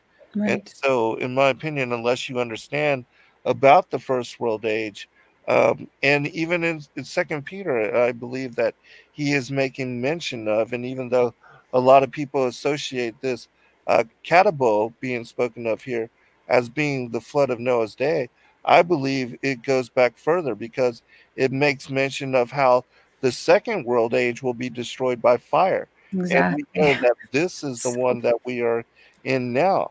Oh, And I'm so, so glad. Second Peter says, or Whereby the world that was being overflowed with water perished. Yeah. absolutely. And then when you look 3:6. at the Greek for all of those, again, it means completely and utterly destroyed, which Right. the flood of Noah did not destroy the world in the manner that we see in Genesis 1:2, where it's having to be recreated and repopulated, That's right. not only with hominids, but also with all the creatures that the Lord God makes and then puts into a habitation here upon the earth. And that, yes, with Adam and Eve begins the second world age in the last 6,000 years of world history. And I absolutely do ascribe to this, the 6 days of the modern creation, the 6,000 years, that a day is with God as 1,000 years. And Second Peter speaks about that as well, because this 6,000 year period of the second world age will be destroyed by fire. That's At right. Second Peter 3:7, if you will, I'll read it for you. It says, but the heavens and the earth, which are now by the same word, are kept in store, reserved unto fire against the day of judgment and perdition. And you're absolutely right. Proper translation would say this earth age. Matter of fact, when Yahusha is talking about the destruction of this age, he specifically uses this word age, speaking of the generation, and that's the Toldot. If you go back to Genesis and you understand what that word Genesis actually means, it's Toldot. It's the generation or the genealogy of something. So he's talking about the earth age, the age or the generation. So go ahead. Yes, and so as you made mention in Jeremiah chapter 4, Verse verses 22. 23 and on, Mhm. and that interestingly is one of the few places where you see the words, without form and void Mhm. mentioned in together, which I believe that that connection we're supposed to examine and further in greater context. And you will see that Jeremiah makes mention of a time when the birds of the heaven fled, there was not yet man, and yet you have the cities of the wilderness being destroyed. And so I take that and connect it to what I believe is, even as is revealed in the Kolbrin Bible, of the, in the Sumerian mythology, the Anunnaki, the seraph and dragon like entities, that they were connected to a prior time. Right. And even the Sumerian kings list ascribes to these very long reigns by these demigods. And, again, the technology and the capacity, the megalithic cyclopean structures, the temple complexes, the pyramids built and aligned to the stars in a capacity that we don't have and that we cannot replicate even in this day and age. It all shows to us that there was a previous time, That's and right. that these structures and this technology was done, in my opinion, by the angels that went to war against the Most High, were cast down and That's cast right. out and exiled here to the earth. I And we agree. see, even with some of these cities being built and now found at the bottoms of the oceans, which in my mind shows that they were built at a time when the water levels were completely different. Shows that they had to have been very ancient. And they describe, the melting of the ice age as occurring somewhere between 13,000 and 15,000 BC. And so they had to have been developed at least before that time. And so, in my opinion, it shows that they're connected to the fallen angels, the whole premise and the stories of Atlantis and Right. all of these different things. Because the earth itself does not pass away. It's the age. Right. I think people need to understand that it's the age. Yahusha specifically talks about the end of the age, not the end of the world or the earth, because the meek inherit the earth. Right. And so this is a place where that's why that whole, what is that flying away doctrine? What is that rapture theory? I mean, totally against scripture. We will inherit the earth. Yeah. So it's a doing away with this. What does Yahusha call this? The Sanhedrin. He says, you generation, you perverse generation, you've gone astray, you crooked and perverse generation. Excellent. Perhaps we can get into another topic. I mean, we can get into that topic another day. I would love to explore that. I have lots of research on that. Show easy. Yeah, with language, especially with the language and interpreting some of the words that, again, I believe have purposefully hidden the evidence to these things in the first earth age, us being now in the second earth age, and then perhaps that third earth age being the millennial rule and reign, and eternal age, what Enoch calls the eighth day.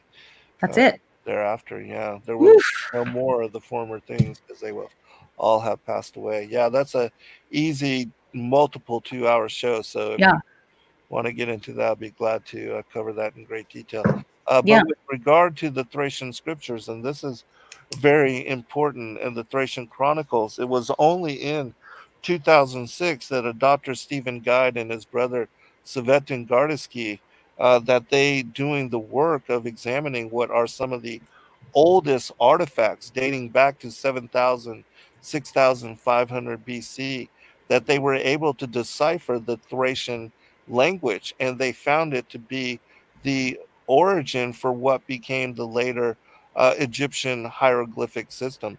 And they affirm this and prove it, and then they decipher this script and bring the language forward so that people can utilize their interpretation of it to bring forth other manuscripts. And so now there's been a whole collection of what is called the Thracian Chronicles that predate the Sumerian cuneiform text by 1500 to 2000 years. And these particular people, they are said to be the sons of Japheth post-flood, and the ones that came up after the flood and are older than the Sumerian mythos, which we know to be pagan. And how right now in the world, all of the historians and all the archaeologists, the anthropologists, they believe that the cuneiform texts are the oldest written language. But the Thracian Chronicles and the Thracian script is found to have been 1,500 years older than that. And what is interesting about this is that they were believers and followers of Christ, and they had in their oral traditions and in their chronicles knowledge of Yahushua as the Word, as the Son of God, that he would be the Lamb that would die for the sins of the world. All of this is preserved in their, in their traditions and in their writings, and so they were Christians. And this affirms that whereas everybody believes that, Christianity was based upon and plagiarized or counterfeited from the pagan Sumerian traditions, it actually proves the reverse, that the Sumerian traditions and even the virgin birth of Tammuz and Mithras and all of this, that it was based upon the truth of the Christian doctrine that was passed down and preserved through the Thracians and this particular people in this particular line, which is very exciting information. And it's knowledge that people should definitely examine and look at. There's a whole body of material that is coming forth and being translated into English right now. But working with the Thracian Church, I have been privy to receive 3 English translations of what is Wow. the most ancient text of the what is called the primary Adamic literature, which are historically cultures and civilizations that preserve the life of Adam and Eve as they transition from being cast out of paradise and living here on the wilderness of the earth, being Mm. surrounded by the devils and demons that were already exiled previously.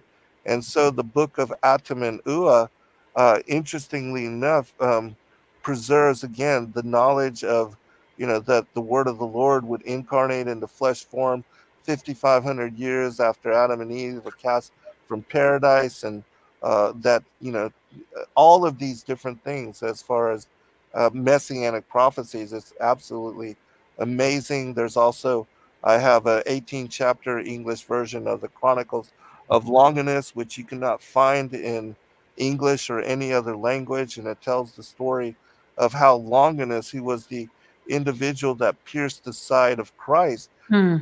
when he had a war wound where his one eye was blind, and when the blood of Yahushua dribbled into his eye, he was healed. And he then witnessed all of the miracles, the signs in the heavens and the earth, the 3 hours of darkness, the earthquakes, which would swallow up entire synagogues. All these things are mentioned, and he became a believer. And then he wanted to relate with and get to know what were the apostles at that time.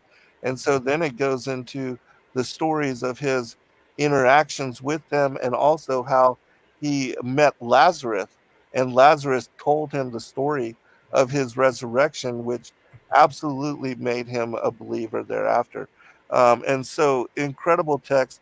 There's so many other accounts that are part of the Thracian Chronicles that we don't have available in English, and they, as I said, they are being translated. But another one is called the Book of Navi, and in this particular story, it speaks about one of the Thracian priest kings. His name is Orpheus, which we know him to be spoken about in Greek mythology, but that he was led by the Holy Spirit and by Christ as the Word, the Logos, to the rediscovery of their ancient what were jars, much like when the Qumran texts were found. He was led to this very ancient site and led by the Holy Spirit to dig in this one particular place. And when he did, he found these clay jars full of the ancient traditions, his culture's ancient writings and ancient accounts. And he was given knowledge and insight to translate all of this and make them available again to his people, which is, an incredible tale. And it's these accounts and these stories that came to be what are now the Thracian Chronicles. And it shows again that these ancient people were Christians, and they predate the Sumerian, and that our beliefs and our holy books and our faith is not based upon the pagan traditions, but Very in good. fact, and the opposite is true, that they are counterfeits and plagiarized from the truth of what is Christianity, which is. And I think that's the key here, Dr. Pitchen. I'll let you touch on that. But before you do, that's the key here. That's the key, is that what Zen is saying is that these particular documents, or this particular book, predates the Sumerian people. And prior to that, the argument was that the Sumerian people are the ones who invented language and then taught it to the children of Yasharel, or the Hebrew people. And so this ancient civilization was the civilization that's superior to the Abrahamic people. So Dr. Pitch, you want to talk about that? Sure. I mean, if you can, let me pull up the screen here for just 1 second. Sure. I'm going to see if I can actually pull it off here. Okay. And because we know that, and let me know if I got to pull up a link for you if you need me to. Okay, here we go. Okay, just a second. let me see if I can do this. And I think, and while you're doing that, I'll just give you a brief overview of the Sumerian people. So Sumer is the earliest known civilization in the history. And again, this is prior to the discovery that Zen has concluded upon, but Sumer is the earliest known civilization in the historical region of southern Mesopotamia during the early Bronze Ages, and one of the first civilizations in the world. Okay, so this is the argument, right? Along with ancient Egypt, North Chico, and Indus Valley. What's interesting is last night I was talking to a friend. He says, well, I'm writing a book that also disputes these things. He says, and what I've discovered, Jessica, is that history has been determined to wipe out Abraham's seed from the historical books, like from record, so that there's no record. And if whatever record remains has been skewed so badly that we can't even trace back. Oh, sure. Those who write history are the ones who define the future, right? Right. And, you know, and I could I wanted to pull up the PowerPoint. I'm not able to do it. Oh, okay. You want to email it to me? What do you have? Why can't you pull it up? It's the same PowerPoint that we were using, but it's in the I'll do it. slide. I got it. Second slide, right? Slide number 2. I want to show you something about this, because when we talk about, when you read the King James, you're gonna see these children of Japheth, okay? And what we found is that yeah, let's go to slide 2 if we can. Sure. Let me get back to the beginning. There we go. One more, one forward. There we go. Now, what we find is that when you just translate, you lose stuff in translation as compared to when you bring it out in transliteration.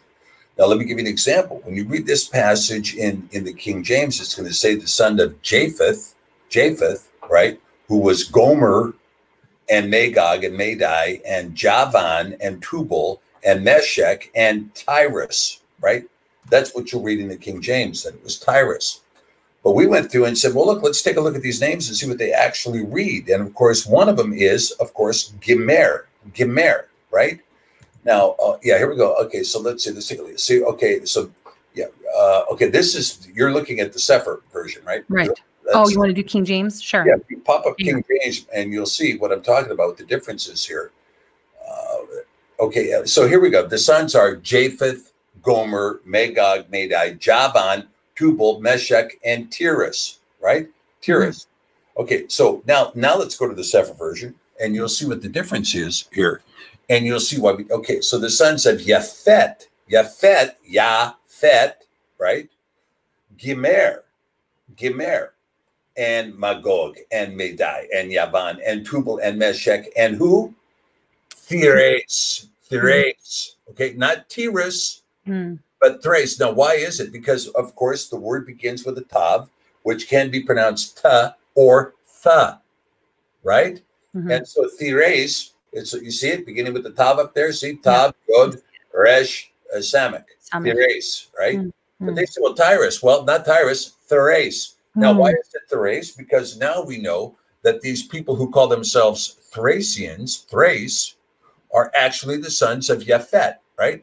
Now, Gomer, on the other hand, is also, can you pull up the Hebrew on Gomer to H 1586? You want First Chronicles 15? First Chronicles 5 is also giving a genealogy of the sons of Japheth. Yeah, but not yet. No, this is fine. But let's see. Can you pull up Gomer on the in the strong? Sure. 1586. Okay, here we now look. Now here, so you see Gomer. Now you have Gimel, Mem, Resh, right? Right. But someone said, well, Gimel, Mem, Resh, that must mean, the Masoretes said, let's put a dot there and let's call that a go, right? Gomer. But it's not, it's Gemer. It's Gemer. Now, what does Gemer mean? Do you remember the Abraham's concubine? Yes, Gomer. Yes. Well, she said, well, it was Hagar. Hagar. Yes, I'm sorry. Yeah, Hagar. It's like Sammy Hagar, right? Right. Hagar. Well, Hagar. Well, it's not Hagar. Her name was Hagar, which is not a name at all. It means the stranger. Okay. Now, this name here is not Gomer. It's actually Gemer. And with it being Gemer and Thrace, now we can begin to see the tribes, because the Gemer would become the Kemer. The Kemer would become the Kemerians. Okay, the Kemerian tribe. And so what we see with the Kemerians is that the Kemerians, now Gomer, of course, is the father of who? Ashkenaz. Gomer is the father of Ashkenaz. But Thrace, these tribes, these sons of Japheth, according to the book of Jubilees, they went north. They went north. And so they became pretty much the Greek people. Now, look, when you talk about Thrace, there's an area, a geographical area that has been called historically Thrace for 1 billion years. Well, not 1 billion years, but for a long time. It's called Thrace. That area Thrace, of course, is where? It's what we now call modern day Bulgaria. Modern day Bulgaria. But I can tell you, when you look at this, and I mentioned this to you before the show, Jessica, that I was in southern Russia, right? And I was in this particular province called Kabardino-Balkaria. Kabardino-Balkaria. And in Kabardino-Balkaria, there's two groups of people there, Kabards and Balkars. But the Balkars and the Bulgars are the same tribe, right? You can hear it. Bulgars, Balkars, same tribe. You hear it? I can. One's on one side of the Black Sea, the other one's on the other side of the Black Sea. But here we were going to pray.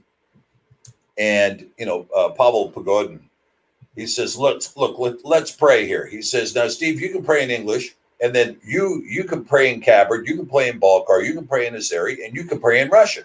So there were 6 of us praying, or 5 of us, however many it was. Anyway, so I asked Pavel, I said, Pavel, how can you tell the difference between Kabard and Balkar? And he says, well, Balkar sounds a lot like Kabard, except with a French fries. Right? So it comes time for this guy to pray, and he breaks out into the Bulgar language, and it's like, I'm thinking, okay, that's not possible to really understand that language at all, period. By the time we got to the guy speaking Russian, I was in 7th heaven. Hey, that's a language I can recognize, But so when you're talking about this ancient language, and of course, these guys are assigning to it a Cyrillic format, but when you look at the ancient hieroglyphs, and I've seen some of the photos of the hieroglyphs, it's an Egyptian-style hieroglyph. Okay, so here you have a very interesting record that's starting to emerge. Why? Because knowledge is increasing. And this record that's starting to emerge is bringing in some things that are very, very interesting. I'll give you an example. You have the idea that here you have the Sumerian cuneiform, and this is what Zen was talking about. You got Zechariah Sitchin, who says, oh, this is the oldest language on earth. This is the oldest record. The Sumerian cuneiform tells us the true story. But that's not true, because the historians will tell you, the Epic of Gilgamesh, the Sumerian tale, this is the oldest book on earth, and they get out there and they find the oldest book on earth. But we know from the face of it that the book of Hanok is older, because Hanok is antediluvian. It was written before the flood. Yeah. At least in part, was written before the flood, right? So we know that Hanok on its face is older than the book of Gilgamesh. And in fact, the Scroll of the Giants, which was also found at Qumran, is also older than Gilgamesh. Right. Okay? And so to try to claim that the Sumerian record is like the ultimate, cat's meow, it's not.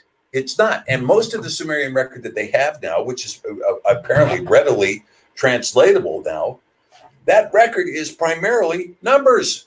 It's numbers. It's not words. It's primarily numbers of the 20,000 cuneiform tablets. Yeah. It's like an abacus. It's like some kind of somebody's bookkeeping records. Exactly. But what we see with the Egyptian hieroglyphics is these hieroglyphics that they're saying are Thracian hieroglyphics that may even have predated the Egyptian empire. Why? All right, let's get to some of the record.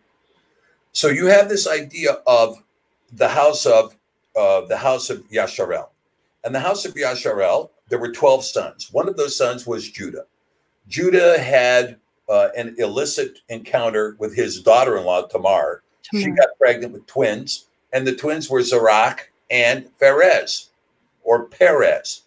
Now, the Pharisees named themselves after Pharez. Oh, we're of the house of Pharez. That's why we're Pharisees, right? The Sadducees named themselves after Zadok, right? The Zadokim, right? Okay. But what happened to Zerach? Zerach didn't hang around. Zerach moved on. And when Zerach got to Egypt, his sons did some significant things. One of his sons went up and formed the city of Athens. That was Calcol. Calcol went and formed the city of Athens. In the mythology, he's called Colchis, but he was known in Hebrew as Calcol, formed the city of Athens. Darda formed the city of Troy. Ethan formed the city of Cadiz, Spain, right? Zimri hung around. Zimri was the one that hung around, and it was his grandson is the one that that Joshua killed for taking the idols out of Jericho. All right, but anyway, when you look at that record, now it was one of those sons of Zerach, Galathus, the son of Calcol, the son of Zerach, the son of Judah, who came back to Egypt. He came back to Egypt. Now, you get a very interesting record when you look at the Colburn record, and you also see this record in other cultures talking about this king known as Ai. Ai. He was the king. I know who he was. He was Ai. Well, Ai was this king, and he actually occupied the mountains of Edom. But this king Ai was actually, I believe it was Galathus. And Galathus at one time challenged the Pharaoh for the throne.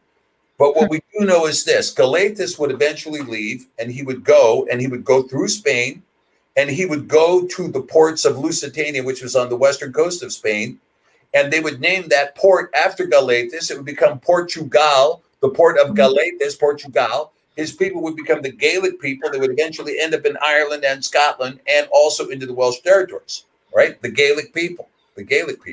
Now, what do we find now? That the Qumran is capable of reading these hieroglyphics. So I'm going to be willing to bet you, Zen, that those Thracian hieroglyphics can be read against the Welsh language and probably readily interpreted.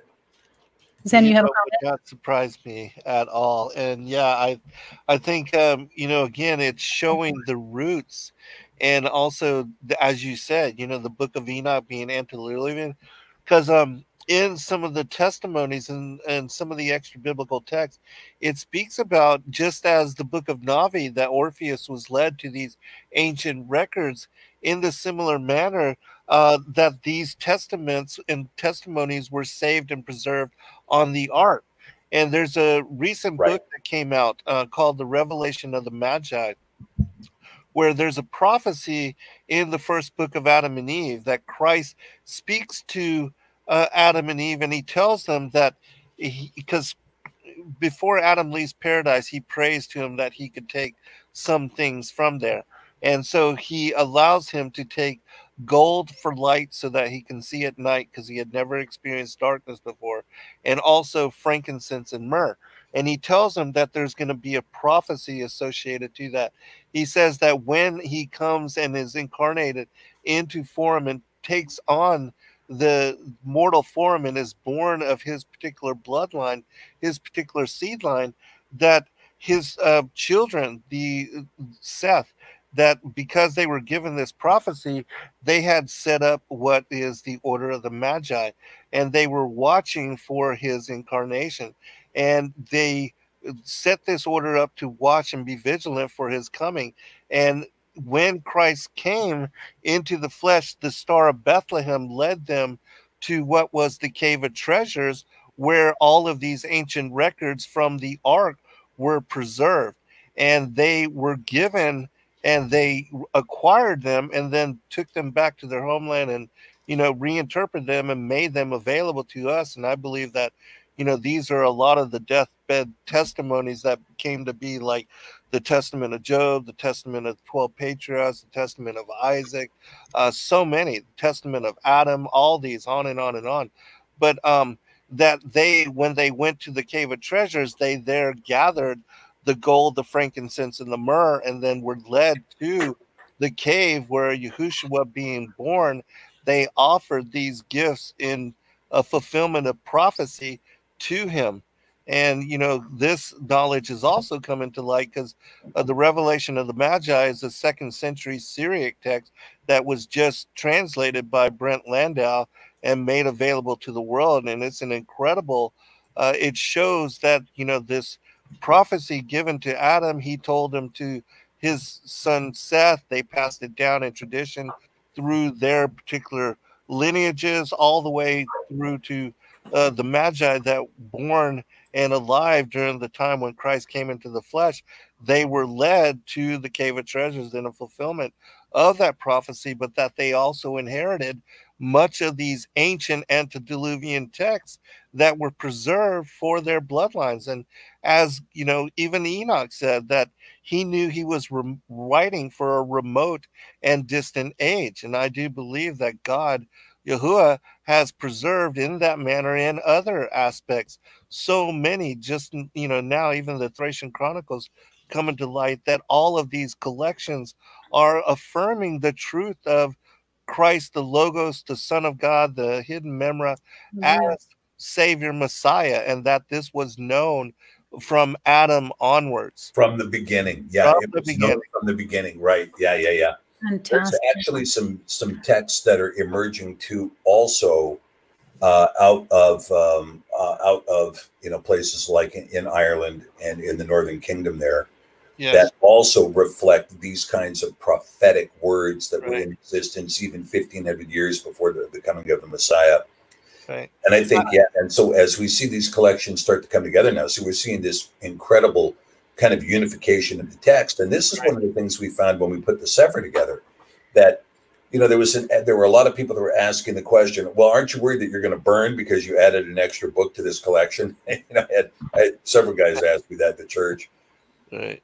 And I said, no, I'm not worried about burning, you know, because, you know, the Torah is the Torah, Revelation is Revelation, and the collection that we call the Sefer, you know, is a collection of scripture that we think is extremely important. But what we found was none of these were contradictory books at all. Right. They're edifying books. They edify one another. They strengthen the faith. They didn't depart from the faith. And even though you have to, you know, there's times when you have to have discernment. Like if you read the Gospels, you know, you'll see that one Gospel says there was 2 demoniacs that were occupied with demons. Another Gospel says there was 1. You know, you have the discussion in the Gospel says Judas hung himself, and then you get to the book of Acts and his guts fell out in Potter's Field. Right. I mean, you know, you get a lot of discussion like that. If you look at 1st and 2nd Kings, the end of 1st Kings says that Shaul had this guy kill him. And then you get to 2nd Kings, and the guy said, yeah, I was the one that killed him, or Shaul fell on his sword. Anyway, you get 2 contradictory swords. One says he killed himself. The other one says somebody else killed him for him. And so there's lots of stuff where you have discrepancies of facts. And, you know, and so these discrepancies of facts, and we look at it, we say, well, these discrepancies are, you know, untenable and unreasonable until you read something like the Colburn, or you read something like the Thracian Chronicles, or some of these other texts that are actually ancient in name. And you find out that these names aren't the same at all. I mean, you're trying to figure out, wait a minute, who was this Egyptian guy? Like, for instance, if you read in the book of Genesis, it will tell you that Joseph was given this Egyptian name, right? Was that the only Egyptian name he was given? Yeah. What about Potiphar? Did he have an additional different Egyptian name? Was there more than one name for the Pharaoh? I mean, you know, all of these things. And so when you sit back and you say, well, that fact contradicts and this fact contradicts, you know, you have to be a historian about when you're reading these books and recognize that these scripts are ancient. You know, you can't, if you got a newspaper that told you something that happened in 1912 and you read the same story in 1972, I'll guarantee you they get stuff wrong. Absolutely. And I think it's important to note that what we're saying here is that these manuscripts, these findings are in support of, not in lieu of, and nor do they do away with scripture. We're not saying that any of this is superior to what has already been established, but it supports. And even more importantly, I think you used a key word there, unification. So not only are you unifying these concepts and theories, but the people in different regions, in different cultures, in different countries are actually being drawn into, and they're finding that their identity is not necessarily what they had thought it was, right, based on what the traditional history books have told them, right? That they were these outcast pagan sorcerers, but in fact, perhaps they were a lost generation that had again been dispersed and now are being rediscovered. And guess what? Heirs of righteousness. Right. Hey, we're going to go ahead and open up this forum quickly for some questions and comments. And again, we have Zen Garcia joining us tonight, special edition of Crossing Over with Dr. Pigeon. Zen Garcia, how you doing on time? You okay? Yeah, I am. Can I share one last thing before about the Colburn Of course, you Bible? just a second. Let me just let them know so that I can Sure. start pulling the questions. Okay, so you guys, if you have any comments and questions specifically for Zen or for Dr. Pigeon in regards to any of the topics that we've discussed tonight, those are the only comments that I will be pulling. Please use the all caps feature, and our moderators will let me know if I missed any, but go ahead. Yeah, I just wanted to share something from Glenn Kimball, who had received a copy of the Colburn Bible and was to make it available. There was 6 sources in 2006, I believe it was, that received and made this translation available. But he says the history of the Colburn, that the very word Brit isn't English, but rather Hebrew for covenant. The British considered themselves the people of the covenant because their connection with the 10 lost tribes from the Assyrian conquest of Judea in the 8th century BC. The word Saxon means the sons of Jacob. The 10 lost tribes were never really lost at all. The Colburn can rightfully be called the lost Bible of the 10 lost tribes. Jeremiah the prophet fled the conquest of the Babylonians in 600 BC and fled via Ethiopia to Britain, where his tomb is in Ireland to this day. He took with him the daughter of King Zedekiah of the house of David and the illustrious ancestor of Jesus. That is why Jesus' grandmother, Saint Anna, was born in Brittany. That is why the survivors of the crucifixion eventually migrated to France and Glastonbury, England after Jesus' death. They had family and allies in Western Europe. These people knew and understood the teachings of the Colburn long before the Bible was compiled in 325 AD by Constantine at the Nicene Council. The Colburn also has a special third-party account of the Exodus from Egypt at the time of Moshe.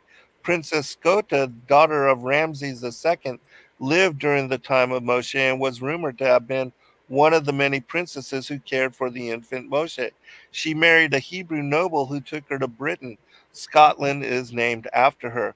The Colburn Bible is the collection of documents, the bronze book that was hidden at the time of the burning of the Glastonbury Abbey in England by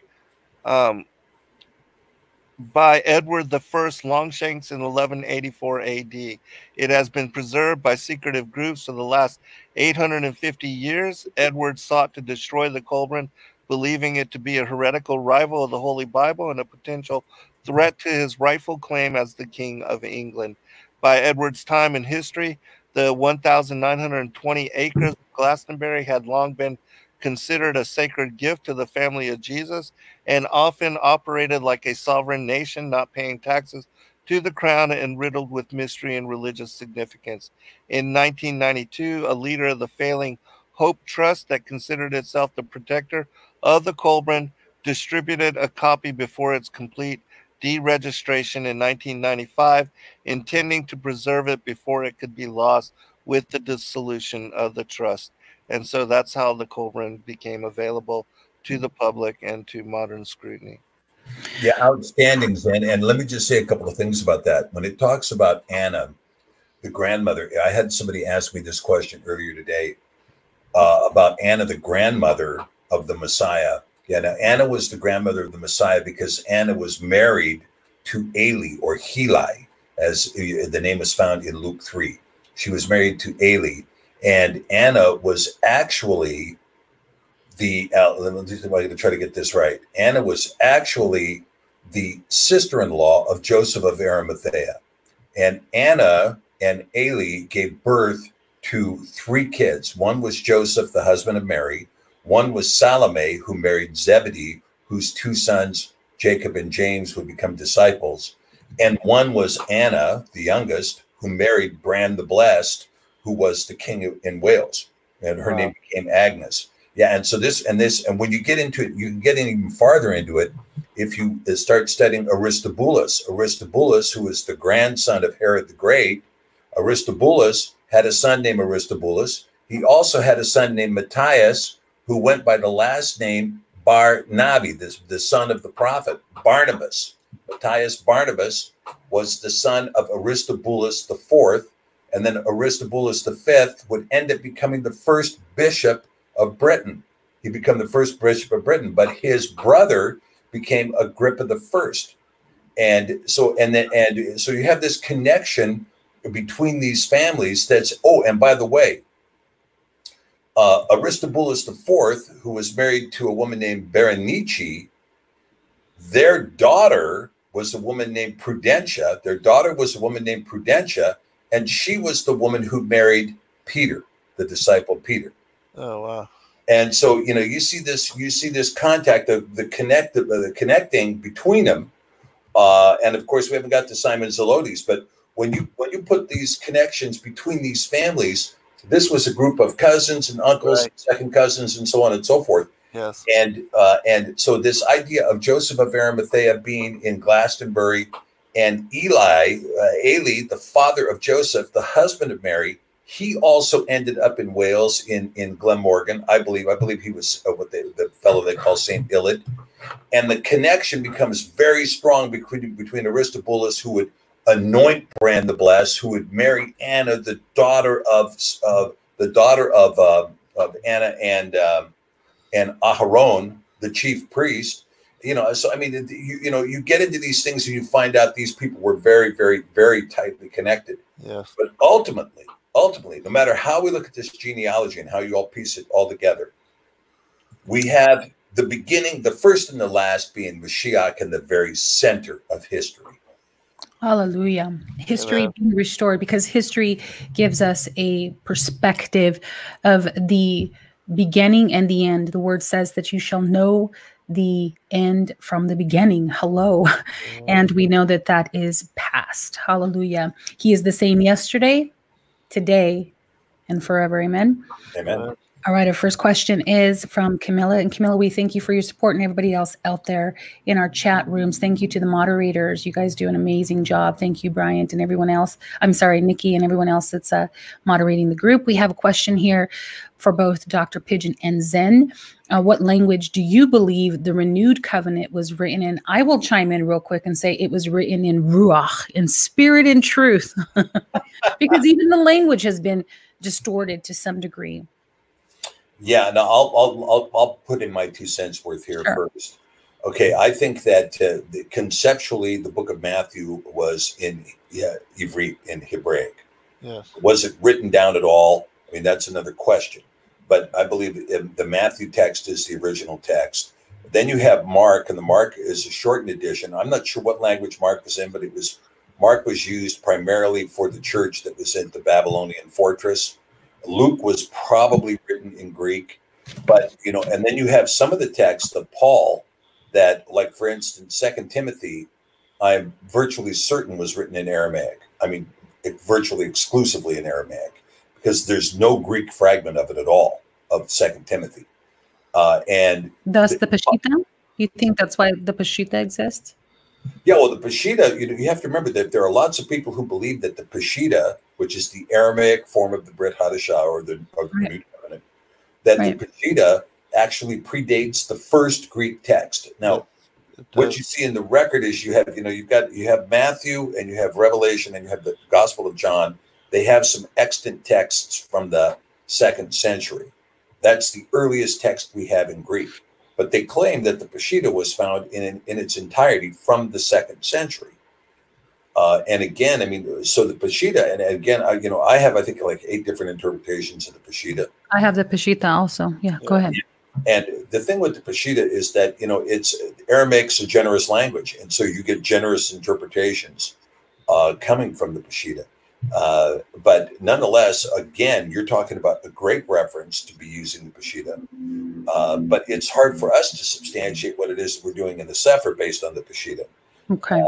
So this is why we don't rely on it that much. But I would say there was, in terms of the writing, there was some language in Aramaic, some in Hebrew, some in Greek. And I believe that the book of Hebrews, which was not written by Paul at all, was probably written in Greek. Very good, Sam. Sam, what about you? What do you think?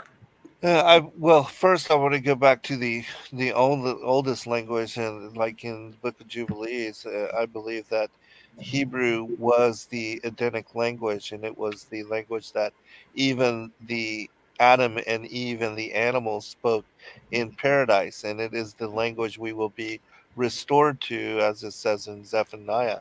But with regard to the New Testament, it's my opinion that the older are the Hebrew and the Aramaic, and then you have the Syriac and the Greek, and that depending on the region, depending on the people and the population that was being spoken to, and depending on the person that was penning the particular text, epistle, gospel, whatever, that is the reason for the differentiation and the distinction in the different languages and the translations that were made available. But again, in my opinion, even like going back to the Targum, the oldest translation are from the Hebrew into the Aramaic and the Syriac, and then we see later the Greek and on the Latin, and then the English, and all the other tongues and languages of the world. But absolutely. yeah, Something to look into is Edenics. Have you heard of Edenics by Isaac Mosenson? No, I mean, he doesn't support the Paleo Hebrew, but he has done some amazing research that traces all languages back to the language spoken of in Eden, which he claims is Hebrew. And just a really cool little nugget here. The word for ear is ozen, but this word ozen also means balance, a balancing scale, right? It also means a tool, like a mattock. And so it's interesting when we understand, again, having a Hebraic mind, the language will help us to interpret these things using wisdom, of course, but the Ruach will also give us a more rich understanding of what it is that we are actually delving into. Again, the ear, same word for ear, is what? Balance. And so I think that there needs to be a balance when we do, because faith cometh by hearing, hearing by the word of Yahuwah. All right. So we have some more questions. And I'm sorry, did you have more to say about that, Zen? No. Oh, good. Okay. Lots of questions here. Do you think the apocalypse of Peter is valid and true? Dr. Pigeon, I'll give you this one, and then we'll hand it over to Zen. Well, now, the apocalypse of Peter is, shall we say, it's got a fire at one end and a torch at the other, right? I mean, the apocalypse of Peter has definitely got some, shall we say, sin and punishment involved in it. Yes.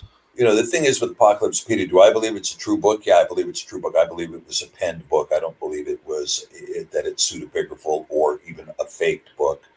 There was a lot of discussion about including the Apocalypse of Peter rather than the Apocalypse of John in in what would be the ultimate canonized text, but the Apocalypse of John or Revelation Kiseon is an extant text from the 2nd century, so it has survived, even though many people, including Martin Luther, wanted to kick it to the curb.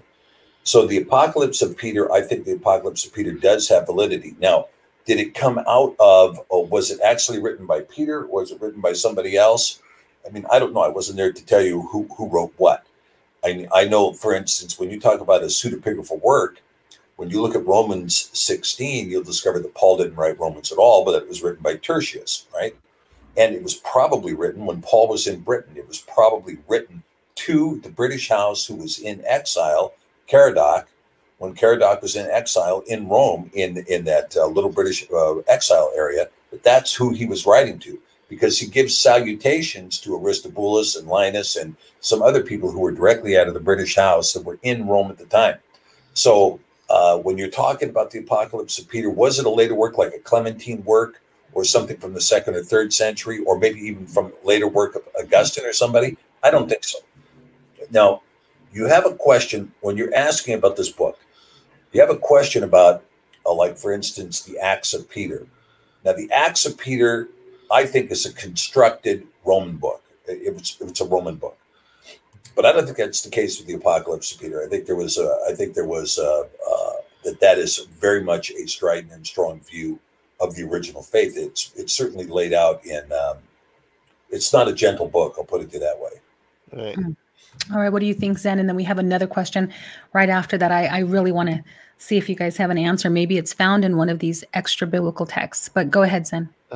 I do believe the Apocalypse Peter to be similar to what is found in Mark 13, Luke chapter 21, and Matthew 24, where the apostles ask Yahushua what would be the signs of his return Mm. at the end of the age, and that Wow. it goes into great detail, and as well as the sin and why people are in Sheol, but specifically it covers the end of the age, and also answers the question as to what is the parable of the fig tree and what it has connections to, which is interesting because in Matthew 24, Mark 13, and Luke 21, we see that he says specifically, "Know ye the parable of the fig tree."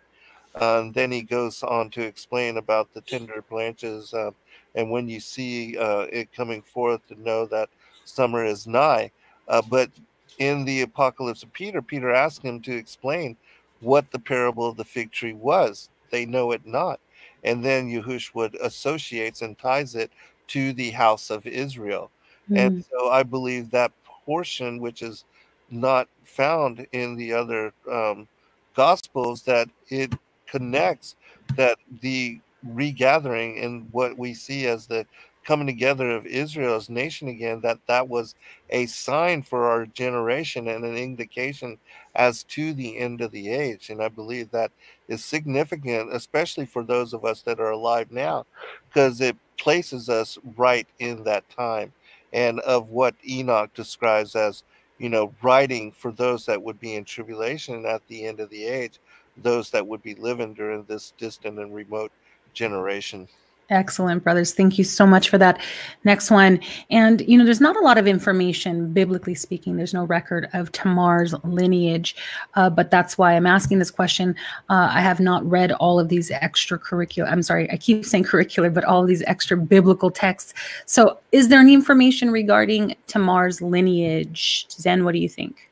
Absolutely. I was just writing about this in my newest book on the Vestures of Light and the Rod of Wonder, because Tamar, it is through her, because of Right. her, that the Messiah's Mashiach comes. lineage was continued. And the Right. reason being is because Judah took a wife of the Canaanites. And that's why we see that Tamar, when she was married off to all of the sons of Judah, they were cursed in death. She was actually a daughter of Shem, and so she was a prophetess, and she was very holy, and she was instructed by the Holy Spirit to go and wait for Judah, because God was going to preserve the bloodline through her. And so, yeah, you can find a great detail on her lineage found in the Cave of Treasures. And it goes specifically into the story of Tamar and why it was that she, all of the children of Judah were struck down in death, and how it was that she kind of had to, the Holy Spirit had to trick Judah into laying with her in order for the bloodline to be preserved through her as a daughter of Shem, because again, she was a prophetess, and that's why we see that bloodline and the distinction of the bloodlines, and that's why you see great detail given to preserving whom had begotten whom and who had sired who, because again, there is this distinction between the two different bloodlines, and as it plays out all throughout Scripture.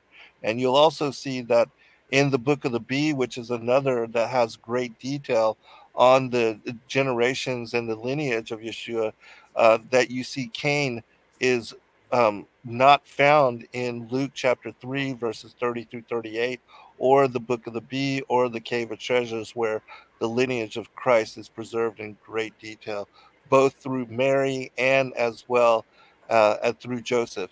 And there's another text called On the Priesthood of Jesus Christ, which goes into great detail as to how he fulfilled both priest and king, because we see that the lineage of was the right, the kingship and the priesthood was split amongst Judah and Levi, but that Mary was actually from both Aaron and the line of King David, and so Yahushua was rightful priest and king, and that the fulfillment of that was found within him. I do recommend that people read on the priesthood of Jesus Christ. It is an amazing text, and we have published it with my son's new book, The Word of the Lord, an analysis, comparative study on the hidden Memra, because it affirms exactly what we were talking about, that the Pharisees, the Jews, they knew without a doubt that he was Savior Messiah and hid it. And hid his progenitor. Yes. Yeah. And in that, they also confirmed that Mary was a virgin, and they also declared that he was a son of God, because what they had is they preserved 22 priests as part of and traced down their lineage. And this tells the story of how Yahushua was the last to be entered into this particular codex, because it was thereafter that the Romans destroyed the temple as a fulfillment of, Matthew 24, Mark 13, and Luke 21 as well. Fascinating text. Wow. And that people read. I'll send it to both of you. Fantastic. Yeah. Do we have to end, guys? Never. Right. Fantastic. What do you have to say, Dr. Pigeon, about that? We have another one regarding the supernova or the star of Mashiach. So let's see if we can get to that one right after Tamar's lineage. Dr. Pigeon? Yeah, no, I think Zen really sized it up well. When we talked about it, when we talked about the show, the last show we did, and I put up the timeline, of how long Shem lived, and how he outlived Abraham and almost outlived Yitzhak. Sure. Lived well into the life of Yaakov. So you see something that's very, very significant in these bloodlines. And again, these genealogies, they do matter. And that's why, I look at the New Testament and I see this, Matthew 1. It's like people reading it. It's like, I remember the first time I read Matthew 1, it's like, who cares about the begat? It matters, yeah. Right.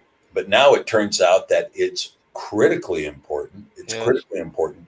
And that by having this culmination, and you mentioned 22 in the Levitical line of priests, right? That they were counting. Yes.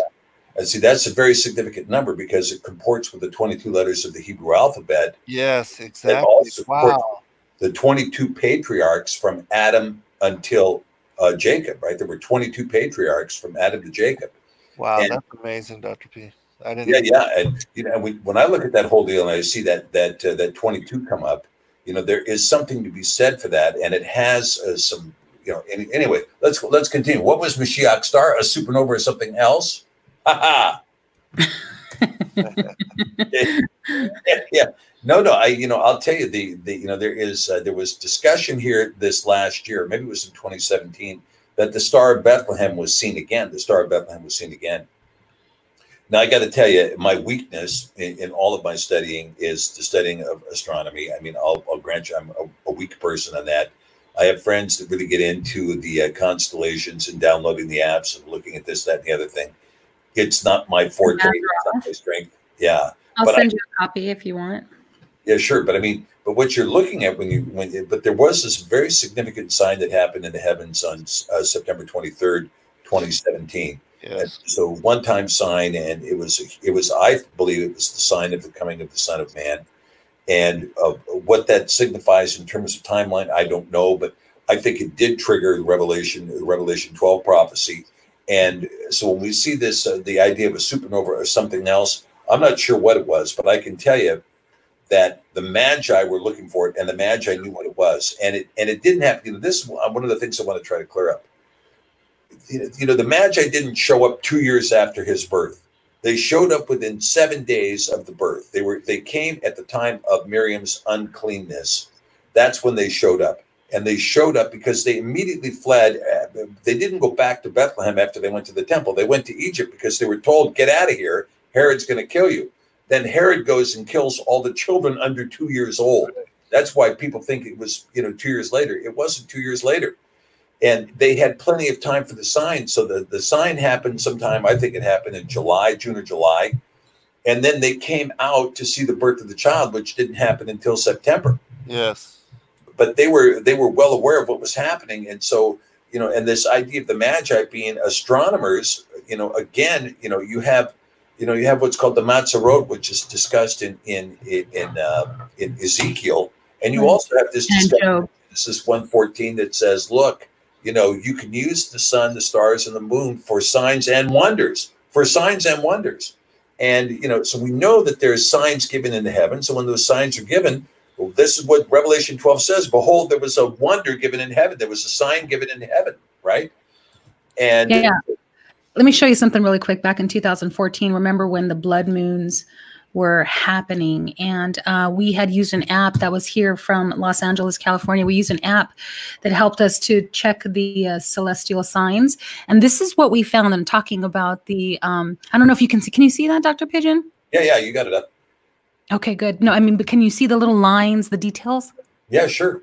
Oh, good. Okay, so what it says here is, this is no coincidence. This is my post here. The blood moon, look at this, was in the loin of Virgo, and Mars, which the pagans called the planet of war, this was in her heart. And I had determined this to be signs and wonders. But you can see the constellation of Virgo here. And that's what I'm asking, if you can see the details of Virgo here. And you can see where Mars is located. You can see where the moon is located.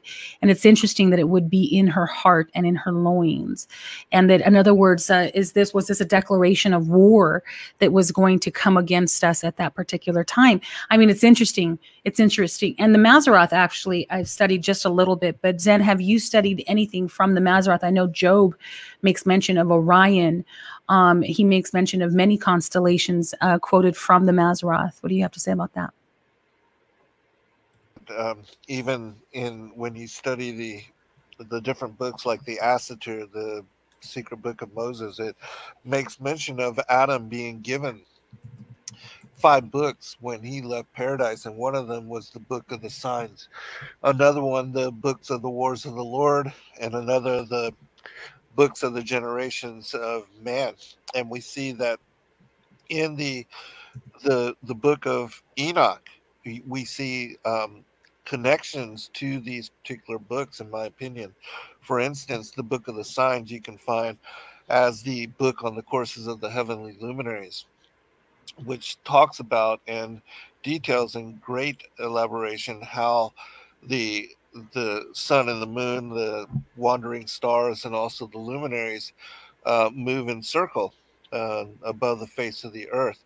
And then you see, with regard to the Book of the Generations of Man, that there's what is cited as the dream visions, where Enoch speaks to his wife Edna and tells him of kind of these animal farm parables of all the generations of humanity from Adam and Eve.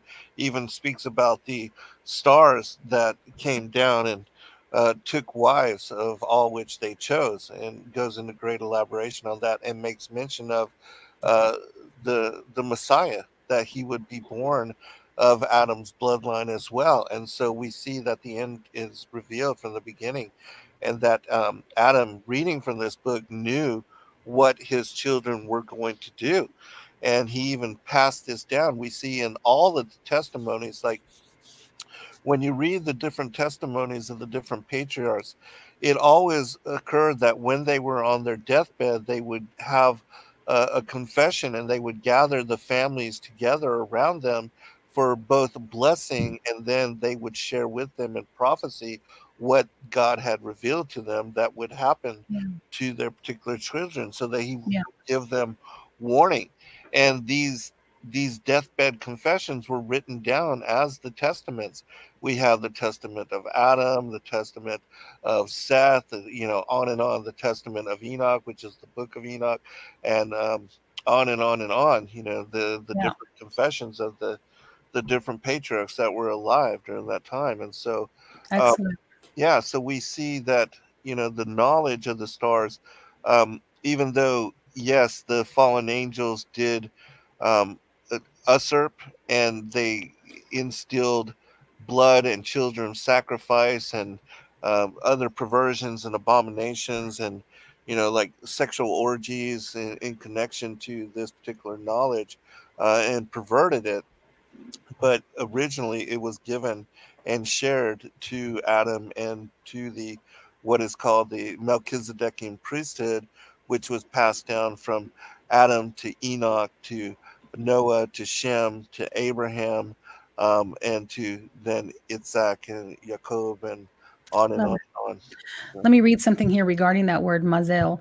And it's interesting because I've also discovered, using this word, actually looking into this word, that perhaps these fallen ones can be likened to stars. That's what's interesting. And I think there's sort of there's sort of a dispute there, because if in fact these melachim can be likened to stars, then how is it that we can pull information from the stars? But anyways, we'll get into that in just a second. But let me read this really quick. This is from the word mazel. So I had been researching this word and I discovered that the word maz, and so this is a compound of the word mazel. Maz in Hebrew means air and reflects that which is aloof or ascended.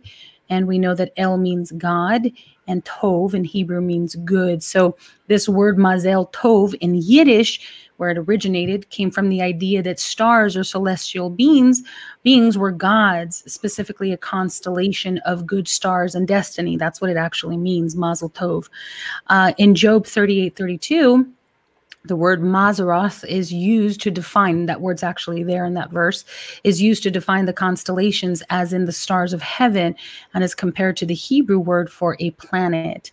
Mazalah, that's the root of this word, Mazaroth, Allah meaning ascension or lofty. Thus, the word is rendered as the gods of heaven, specifically the stars or celestial bodies, as lofty beings, the ascended ones versus the fallen ones, quite possibly from another fictitious planet.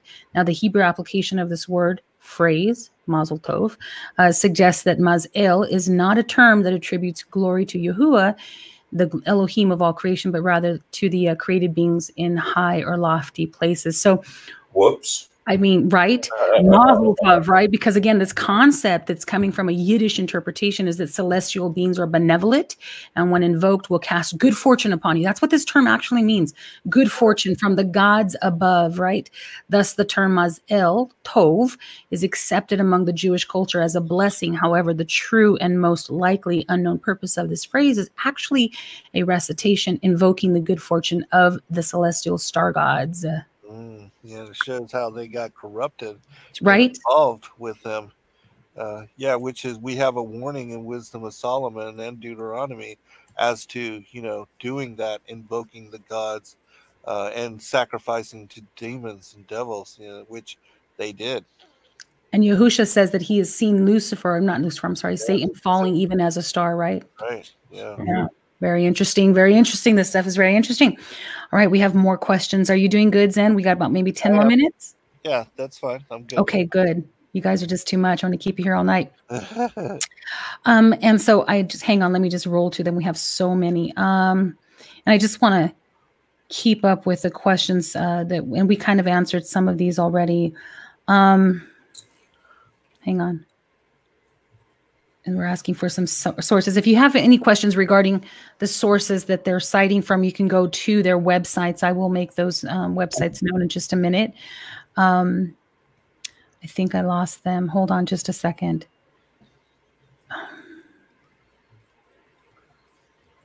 Okay, here we go. Dr. Pigeon Zen, do you know Dr. Miles Jones, the Catalina Hebrew Gospels? Do you know anything about that? Oh, the Catalonia Hebrew Gospels. Oh, Catalonia. Yeah, did I read that? Yeah, and what did I say, Catalina? He did, and I did receive that, Ronnie, and I took a look at those. Now, again, we have some interesting fragments there on the Catalonian Hebrew Bibles, and there's been a lot of discussion recently about the Shem Tov Matthew Gospel. And then there are these fragments that I believe were 7th and 8th century, at least that's what they're purported to be, of Luke, and I think it's of Mark, Luke and Mark. And I mean, I don't recall now exactly because it's been a while since I've read through them. But I mean, I can tell you, when you're talking about the Catalonian record, my personal belief is that those texts are going to have appeared. They're subsequent record. In other words, they're not text, Hebrew text. They were subsequent record that were developed during the time that both Jews and Moors lived in Spain successfully side by side. How early did they predate Maimonides? I don't know if they did that. And again, I haven't had the opportunity to really look into those documents. I did notice, however, that when I looked at those particular texts of, I think it was Luke and I think it was Mark, when I looked at those texts, they were free of Masoretic symbols. And that is a big deal. because of course the Masoretes, most of the Masoretic decoration was put in place around the 8th century, And now, of course, you can't get any text without Nicodeme, which is the vowel signs that you see. And the vowel signs are, in my opinion, a corruption. I mean, on one hand, you wouldn't be able to read the Hebrew at all, I suppose, if you didn't have the vowel signs, unless you had some other construct for understanding the Hebrew. And as I study the Hebrew, I believe there is another construct to the Hebrew, that you have some consonants that have a vowel sound connected to them. And you do have vowels. Contrary to the Masoretic opinion, you do have vowels. You have which is aleph. You have which is he. You have which is yod. You have o and u, which is vav. And you have the schwa sound, which is the ayin. That's my opinion. And I think when you take that and you marry it to some of the other vowel sounds that were connected with certain of the consonants in the Hebrew language, you get a different story. So Hebrew would be spoke completely different than the way the Masoretes speak it. But the texts that were sent from Dr. Miles Jones, or at least that he put up on his website, those were texts that were free of the Masoretic vowel sounds. So they could imply a predating. They could imply a pre-8th century creation. Okay, so I'll leave it with that, Ronnie. That's as far as I've gotten in that research. Zen, do you have a comment? And again, please, in the chat room, unfortunately, I'm not able to get to all the questions, and I'm finding that a lot of your questions are being answered as we go through them. Please use the all caps feature so I can distinguish between comments and your questions. Also, please stay on topic. If you have any questions regarding the sources that they are citing from, you can email them directly and ask for those sources. Go ahead. I'm not familiar with the text, so I can't really comment. Okay. What is...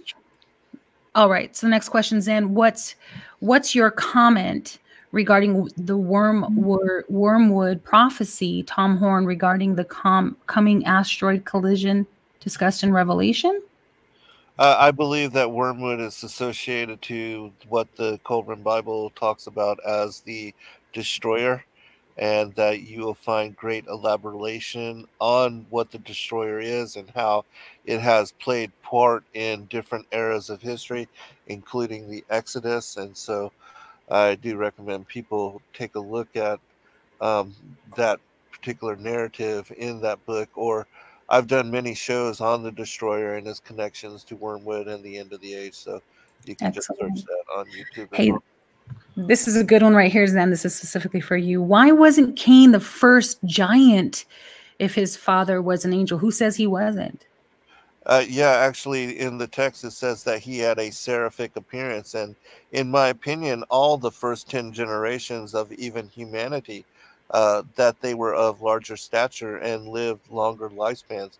They lived up to 1,000 years old. So in my opinion, and even in the book of Enoch, it states that, the giants, they lived almost immortal lifespans. And that was one of the reasons why Gilgamesh was looking for, because he knew death was coming upon him and that the giants had no portion in salvation. And so he was seeking to extend his longevity.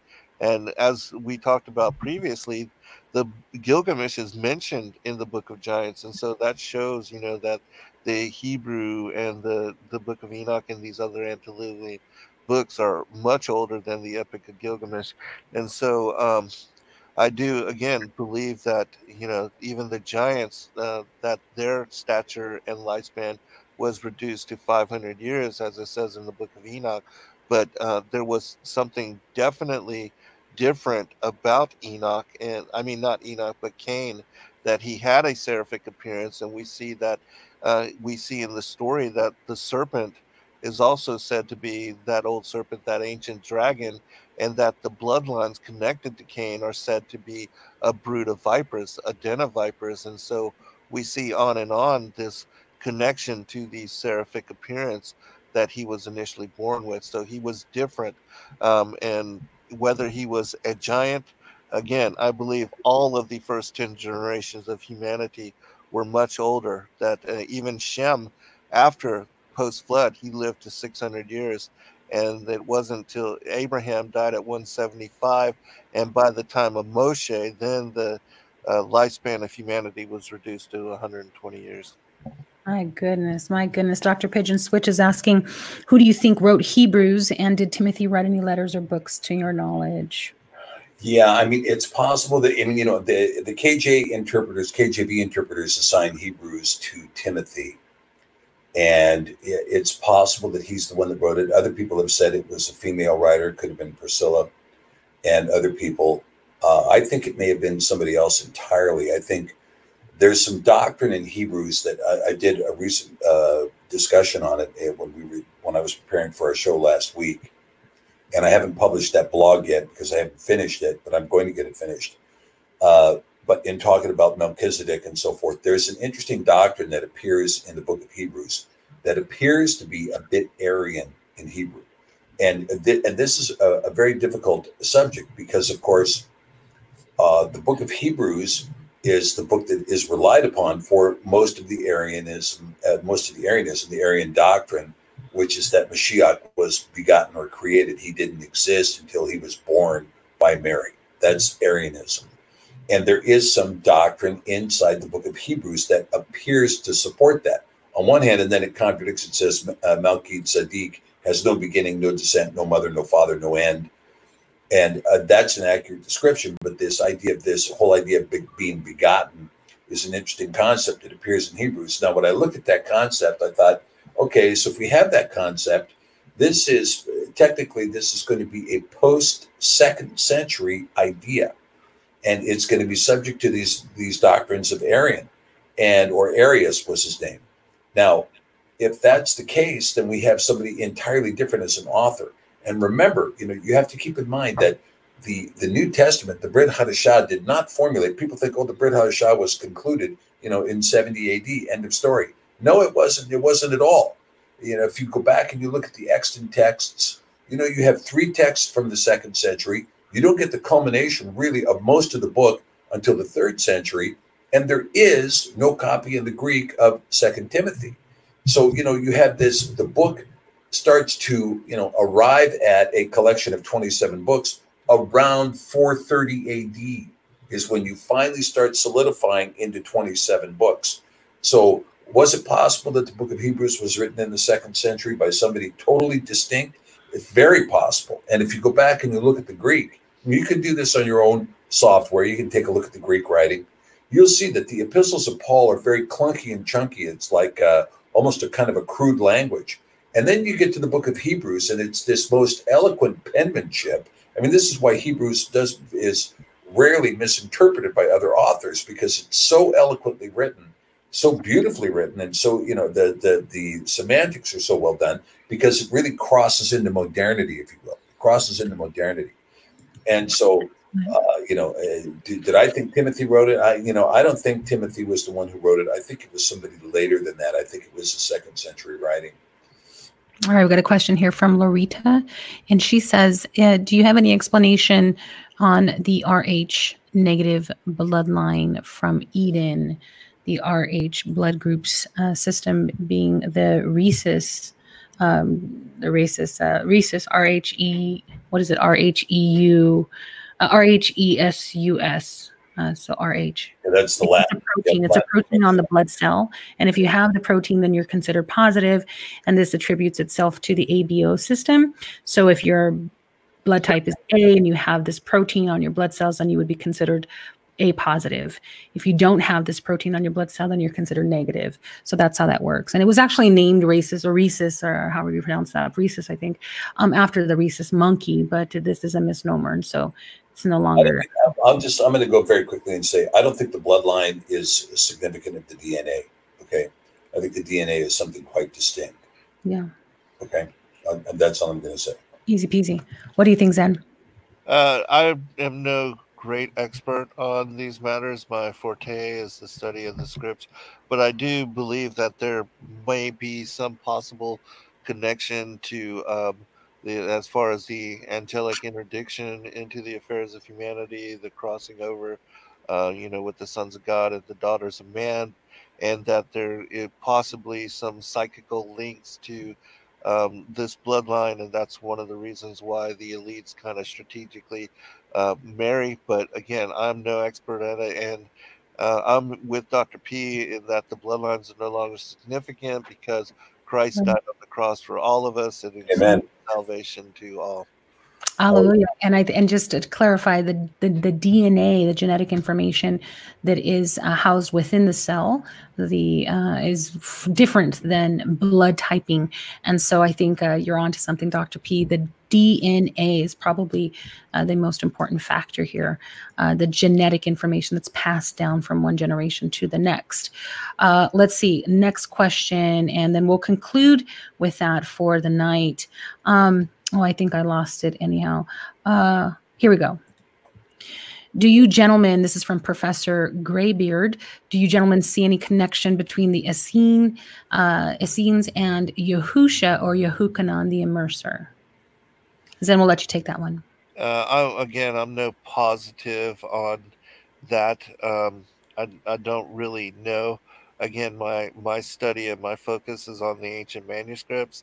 As far as the historicity of the different people groups, the Essenes, their connections to Qumran, sure. And if Christ and John the Baptist in some way had connection there, I have no positive or any kind of applications that I can really declare.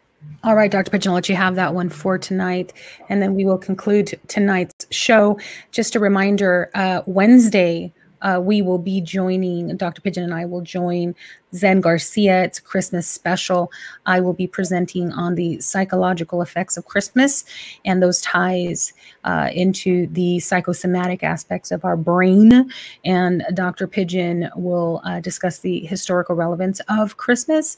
And Zen, what will you be presenting on regarding that topic? I'm just going to be moderating and following in both of your leads. Oh man, I'm excited for this one. It's beginning to look a lot like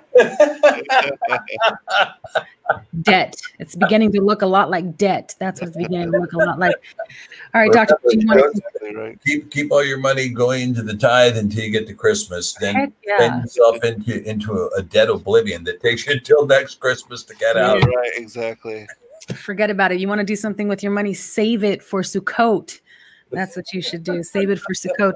All right, go ahead and finish that question up, Dr. Pidgeon, and we'll conclude for tonight. Yeah, sure. I was just going to say that, when I was at Qumran, there was a discussion, was John the Baptist here? And I think, but a lot of the archaeology was faked because they were digging out pits at every one of the houses to try to pretend like everybody had a bathtub, And I don't think that was the case. I think the Dead Sea was much, much larger much larger. It was a vast, almost an ocean. It was a very large lake. And I believe that was Galil, and I think that's where Mashiach did come from. I think that's where Nazareth actually was. And so much of that happened there, not at Kinneret. But nonetheless, you have the question of who are the Essenes, who are the people at Qumran, who were, was there a true Levite priesthood there? Who were the people that built Qumran? Qumran is one of the great mysteries, and I think it's one of the great revealing things that's actually in the Holy Land right now. So one day, Jessica, we're going to do a show on the Copper Scroll. When we do a show on the Copper Scroll, we're going to be able to reveal so much about Qumran and what it means. And of course, Qumran is what the Arabic world used to call Damascus. And if you look right now, you'll see that Qumran is a ruinous heap of stones, and there's nothing else there but a ruinous heap. But if it was Damascus, you could see very easily how Paul could have walked down there from Jerusalem, and also how the the Essene, the community, would have moved down to Qumran for some period. But one last thing I'm going to put to that is that when you're talking about Qumran, you're talking about a community that ultimately was a city of refuge from those people who called themselves Qumri, that is, the children of the kingdom of Omri, the king who amended the law in the northern kingdom, and who would call themselves Qumri. And those same Qumri are the ones that ended up being chased out of the Holy Land right around 722 BC to populate the tin mines of Britain. So we have some very interesting connections there. There's a whole bunch of stuff that comes together in terms of the Essenes, in terms of the Druze, in terms of those who call themselves Nazarenes, etc. There's a lot of stuff to know that is still unfolding in terms of what's happening in the Holy Land today. Oh, excellent. Gosh, it just gets better and better. Listen, reminder, Zen Garcia's Sacred Word Publishing. Go there, support them. His son, Justin, has a new book that he has just recently published. Must read, and then we can have further discussions regarding that particular topic. What's the name of the book, Zen? The Word of the Lord, That's a right. comparative analysis of the hidden Memra. The Memra. All right. And then you have a conference coming up. It is the Sacred Word Revealed Conference, which I hope to be at. And this will happen March 27th through the 29th. And that is going to take place in Atlanta, Georgia. And yeah. Yes. And go to sacredwordrevealed.com for further information. Dr. P, myself, my son, Rob Skiba, Gary Wayne, Yana and Stephen Ben-Nun, Nathan Reynolds, Laurel Austin, and I do believe, and Dr. Joy Jeffries Pugh will all be speaking there. Powerful. And shout out to my personal friends, Isaac and Tony Chavez, whom I will be staying with. So shout out to them. Go check out their stuff, Head Honcho products. And let's see, what else do we got? Remember, Wednesday, what time is your show, Zen? When 8 p.m. to 10 p.m. Eastern. You can go to freedomslips.com. We will be on Studio B live 8 p.m. to 10 p.m. Eastern. Okay, Freedom Slips Radio? Freedomslips.com. Is that Revelation Radio? Revelation Radio. Oh, Revolution Radio? Yep. Okay, so I will send out a link, and tomorrow I will post on the newsletter. Dr. Pigeon, you guys have a newsletter that goes out as well, right? Yeah, that's right. That's Rex Harris kicking out the newsletter. Come on, stop by us at Sefer.net and drop us a line. And, don't forget to get yourself a copy of the Sefer. Yeah, mention my code there. And I will post all that information here. Make sure that you hit subscribe and like so this can generate excellent discussion, gentlemen. Thank you so much, Zen, for joining us. This is not the last time we will have you here on Crossing Over. So much more to discuss. I look forward to that first Earth Age conversation and wish you best blessings, and I hope you feel better. Anything else you guys would like to close with? No, other than send me your email address, because I'm going to send you both that particular scripture I was talking about on the priesthood of Jesus Christ. So yeah, I need your email address, and Dr. P, I'm already have it ready to go out to you. So excellent, fantastic. Thank you, Zen. I am going to pick up Justin's book. That's a critical book for anybody who's interested to read it. It's a very important book. Sure. And after you finish reading it, we'll have Justin on to discuss it. All right, everybody, we want to wish you well, and thank you for joining us tonight, Sunday edition, special edition with our guest, Zen Garcia. We thank you for your time and consideration. Gentlemen, blessings to you. Shalom, shalom. Shalom, shalom. Good night, all. Shalom. Good night.